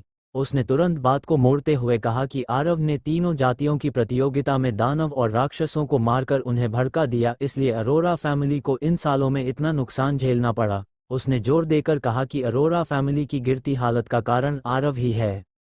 उसने आगे कहा कि आरव की वजह से अरोरा फैमिली के संसाधन आधे रह गए, कई लोग मारे गए और पूरी जाति संकट में आ गई। तुमने दानव और राक्षसों को नाराज किया, तुमने उनके लोगों को मारा, तुम अपराधी हो, दिलीप ने जोर से कहा। उसकी बात सुनकर आसपास के अरोरा फैमिली के गार्ड भी प्रभावित होने लगे। उन्हें हाल के सालों की मुश्किलें याद आ गईं। सच में अरोरा फैमिली कमजोर हो रही थी और इसके पीछे आरव का नाम जुड़ा हुआ था। लेकिन आरव चुप रहा। उसके लिए ये बातें अब कोई मायने नहीं रखती थीं। दिलीप अब उसके स्तर का नहीं था। जैसे कोई कुत्ता भौंकता है तो क्या इंसान उसे काटने लगेगा? दिलीप को आरव की चुप्पी और भी अच्छी लगी। उसे लगा कि वह उसे सबके सामने अपमानित कर रहा है। फिर उसने सबसे बड़ा वार किया। उसने कहा कि आराध्या ने चुपचाप एक बच्चे को जन्म दिया जो पहले परिवार की लाडली थी, लेकिन अब अपमान सह रही है और एक दूर के आंगन में रहती है। ये सुनते ही आरव की आंखों में ठंडक फैल गई और उसकी हत्या की भावना उभरने लगी। लेकिन दिलीप को इसका एहसास नहीं हुआ। वो और भी उत्साहित होकर बोला, तुम जानते हो वह नाजायज बच्चा किसका है? फिर वो जोर से हंसा और बोला, आरव हैरान मत होना, वह बच्चा बिल्कुल तुम्हारी तरह दिखता है। मरना चाहते हो? आरव गरजा। उसका गुस्सा अब ज्वालामुखी की तरह फट पड़ा। दिलीप अचानक डर गया। उसे लगा जैसे वह किसी अंधेरे गहरे गड्ढे में गिर गया हो। अगले ही पल आरव की आभा विस्फोट की तरह फैली। आसपास के सभी अरोरा फैमिली गार्ड उस दबाव में दब गए। उन्हें ऐसा लगा जैसे उनके सामने कोई इंसान नहीं बल्कि एक प्राचीन भयानक देवता खड़ा है। आरव ने अपना हाथ बढ़ाया और अपनी शक्ति से दिलीप को खींचकर अपने सामने ला दिया। दिलीप बिल्कुल असहाय था, जैसे एक छोटा सा बच्चा। आरव ने उसकी गर्दन पकड़ ली। दिलीप के चेहरे पर डर साफ दिखाई दे रहा था। उसे समझ नहीं आ रहा था कि आरव अब कितना शक्तिशाली हो चुका है। आरव ने ठंडी आवाज में पूछा, अभी तुमने किसे नाजायज कहा? तुम। आरव, कोई गलत कदम मत उठाओ। मैं अरोरा फैमिली से हूं, यह अरोरा फैमिली का इलाका है, मुझे छोड़ दो। दिलीप कांपते हुए बोला। उसका पूरा शरीर बुरी तरह थरथरा रहा था। वह हाथेर मारकर छूटने की कोशिश कर रहा था, लेकिन कोई फायदा नहीं था। यहाँ तक कि उसका प्राइमोर्डियल स्पिरिट भी कांप रहा था और वह अपनी स्पिरिचुअल पावर भी नहीं जुटा पा रहा था। आरव ने उसकी गर्दन पकड़ी हुई थी, लेकिन पूरी ताकत नहीं लगाई थी। वह सिर्फ अपनी आभा से उसे दबा रहा था। अगर वह सच में हमला करता तो दिलीप का शरीर तुरंत चूर चूर हो जाता और उसका प्राइमोर्डियल स्पिरिट भी नष्ट हो जाता। मैंने जो पूछा वो सुना नहीं, आरव ने ठंडे स्वर में कहा और अपनी पकड़ थोड़ी कस दी। कड़क कड़क आह! दिलीप दर्द से चीख उठा। उसके शरीर की हड्डियां टूटने की आवाज गूंजने लगी। उसका प्राइमोर्डियल स्पिरिट भी कमजोर होने लगा, जिससे उसे असहनीय पीड़ा हो रही थी। आरव की आवाज और ठंडी हो गई। मैंने पूछा, तुमने किसे नाजायज कहा? उसकी आवाज में ऐसी ठंडक थी कि दिलीप को लगा जैसे मौत उसके सामने खड़ी है। मैं ही नाजायज हूँ, मैं हूँ। दिलीप डर के मारे चिल्ला उठा। उसे साफ महसूस हो रहा था कि अगर उसने जवाब नहीं दिया तो आरव उसे तुरंत मार देगा। उसी समय अरोरा फैमिली के शहर के अंदर से कई शक्तिशाली लोग तेजी से बाहर आए। ये सभी एलीट गार्ड्स थे जिन्हें दिलीप ने बुलाया था। हिम्मत कैसे हुई? पूर्णविराम। दिलीप को छोड़ो, पूर्णविराम। वे सब गुस्से से चिल्लाए, लेकिन जैसे ही उन्होंने आरव का चेहरा साफ देखा वे एकदम चौंक गए। आरव ने उनकी ओर ठंडी नज़र डाली और उन्हें नज़रअंदाज करते हुए फिर दिलीप की ओर देखा। तुम मरने के लायक हो, मुझे बचाओ जल्दी। दिलीप ने डरते हुए उन गार्ड्स की ओर देखा। गार्ड एक दूसरे की ओर देखने लगे। उनके नेता ने ठंडे स्वर में कहा, आरव, उसे छोड़ दो। दफा हो जाओ। आरव गरजा। अब दिलीप की जान उसके या अरोरा फैमिली के हाथ में नहीं थी।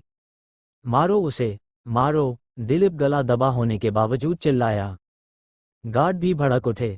उनके लिए आरव भले ही मशहूर था, लेकिन उनकी नज़र में वह सिर्फ नई पीढ़ी का व्यक्ति था। उन्हें उसकी असली ताकत का अंदाजा नहीं था। तुम लोगों ने मुझे मजबूर कर दिया। आरव का चेहरा ठंडा और कठोर हो गया। दफा हो जाओ। इस बार उसने अपनी शक्ति छिपाई नहीं। उसकी आभा विस्फोट की तरह बाहर निकली। बूम! भयावह दबाव चारों ओर फैल गया। क्या ये? उफ! खून! एक भयानक लहर चारों ओर फैल गई। अरोरा फैमिली सिटी का विशाल द्वार और दीवारें कागज की तरह टूटकर गिर गईं। जयंत और बबली को छोड़कर बाकी सभी लोग खून उगलते हुए पीछे जा गिरे। पूरा शहर इस झटके से हिल गया। उधर अरोरा फैमिली के मुख्य भवन में एल्डर्स और फैमिली हेड आपात बैठक कर रहे थे। क्या तुम कह रहे हो आरव वापस आ गया? पांचवें एल्डर ने हैरानी से पूछा। फैमिली हेड ने कहा कि आरव ने पहले ही सीमा तोड़ दी है और रॉयल फैमिली को अरोरा फैमिली सिटी में आने को कहा है। कोई उसे रोक नहीं पाया। रोके कैसे? कहते हैं कि उसकी आभा के सामने कोई हिल भी नहीं पाया। उसकी ताकत इतनी ज्यादा है कि कोई समझ ही नहीं पा रहा। ये सुनकर एल्डर्स उत्साहित हो गए। तो वह आराध्य और उसके बच्चे के लिए आया है। उन्होंने तुरंत आदेश देने का सोचा कि आरव को देखते ही अंदर आने दिया जाए। कुछ एल्डर्स खुद उसे लेने जाने की बात करने लगे, लेकिन तभी बूम, एक भयानक आभा पूरे शहर में फैल गई। क्या हुआ? फैमिली हेड चौंक गया। ये तो शहर के द्वार की दिशा है, चलो तुरंत देखते हैं। सभी एल्डर्स और फैमिली हेड तुरंत बाहर निकल पड़े। आरव की गति अब इतनी तेज थी कि उनके खबर पाने के थोड़ी ही देर बाद वह शहर के द्वार तक पहुंच गया था और दिलीप की वजह से वहां सीधा टकराव हो गया था। मेरे जितने भी चैनल थे सारे डिमोनेटाइज हैं और इसी वजह से लाइव स्ट्रीम भी नहीं कर रहा, वो भी डिमोनेटाइज है, वो मोनेटाइज नहीं हुआ। तो अब ऐसे ही एपिसोड इसी पे डालूंगा, रेगुलर एपिसोड या फिर अल्टरनेट एपिसोड्स मैं प्रोवाइड करता रहूँगा। एक नया एपिसोड डेली दूंगा, बाकी के सीरीज़ के एपिसोड दूंगा। टेलीग्राम ज्वाइन कर लो, वहाँ पर भी एपिसोड्स कभी कभार दे दूँगा करूँगा।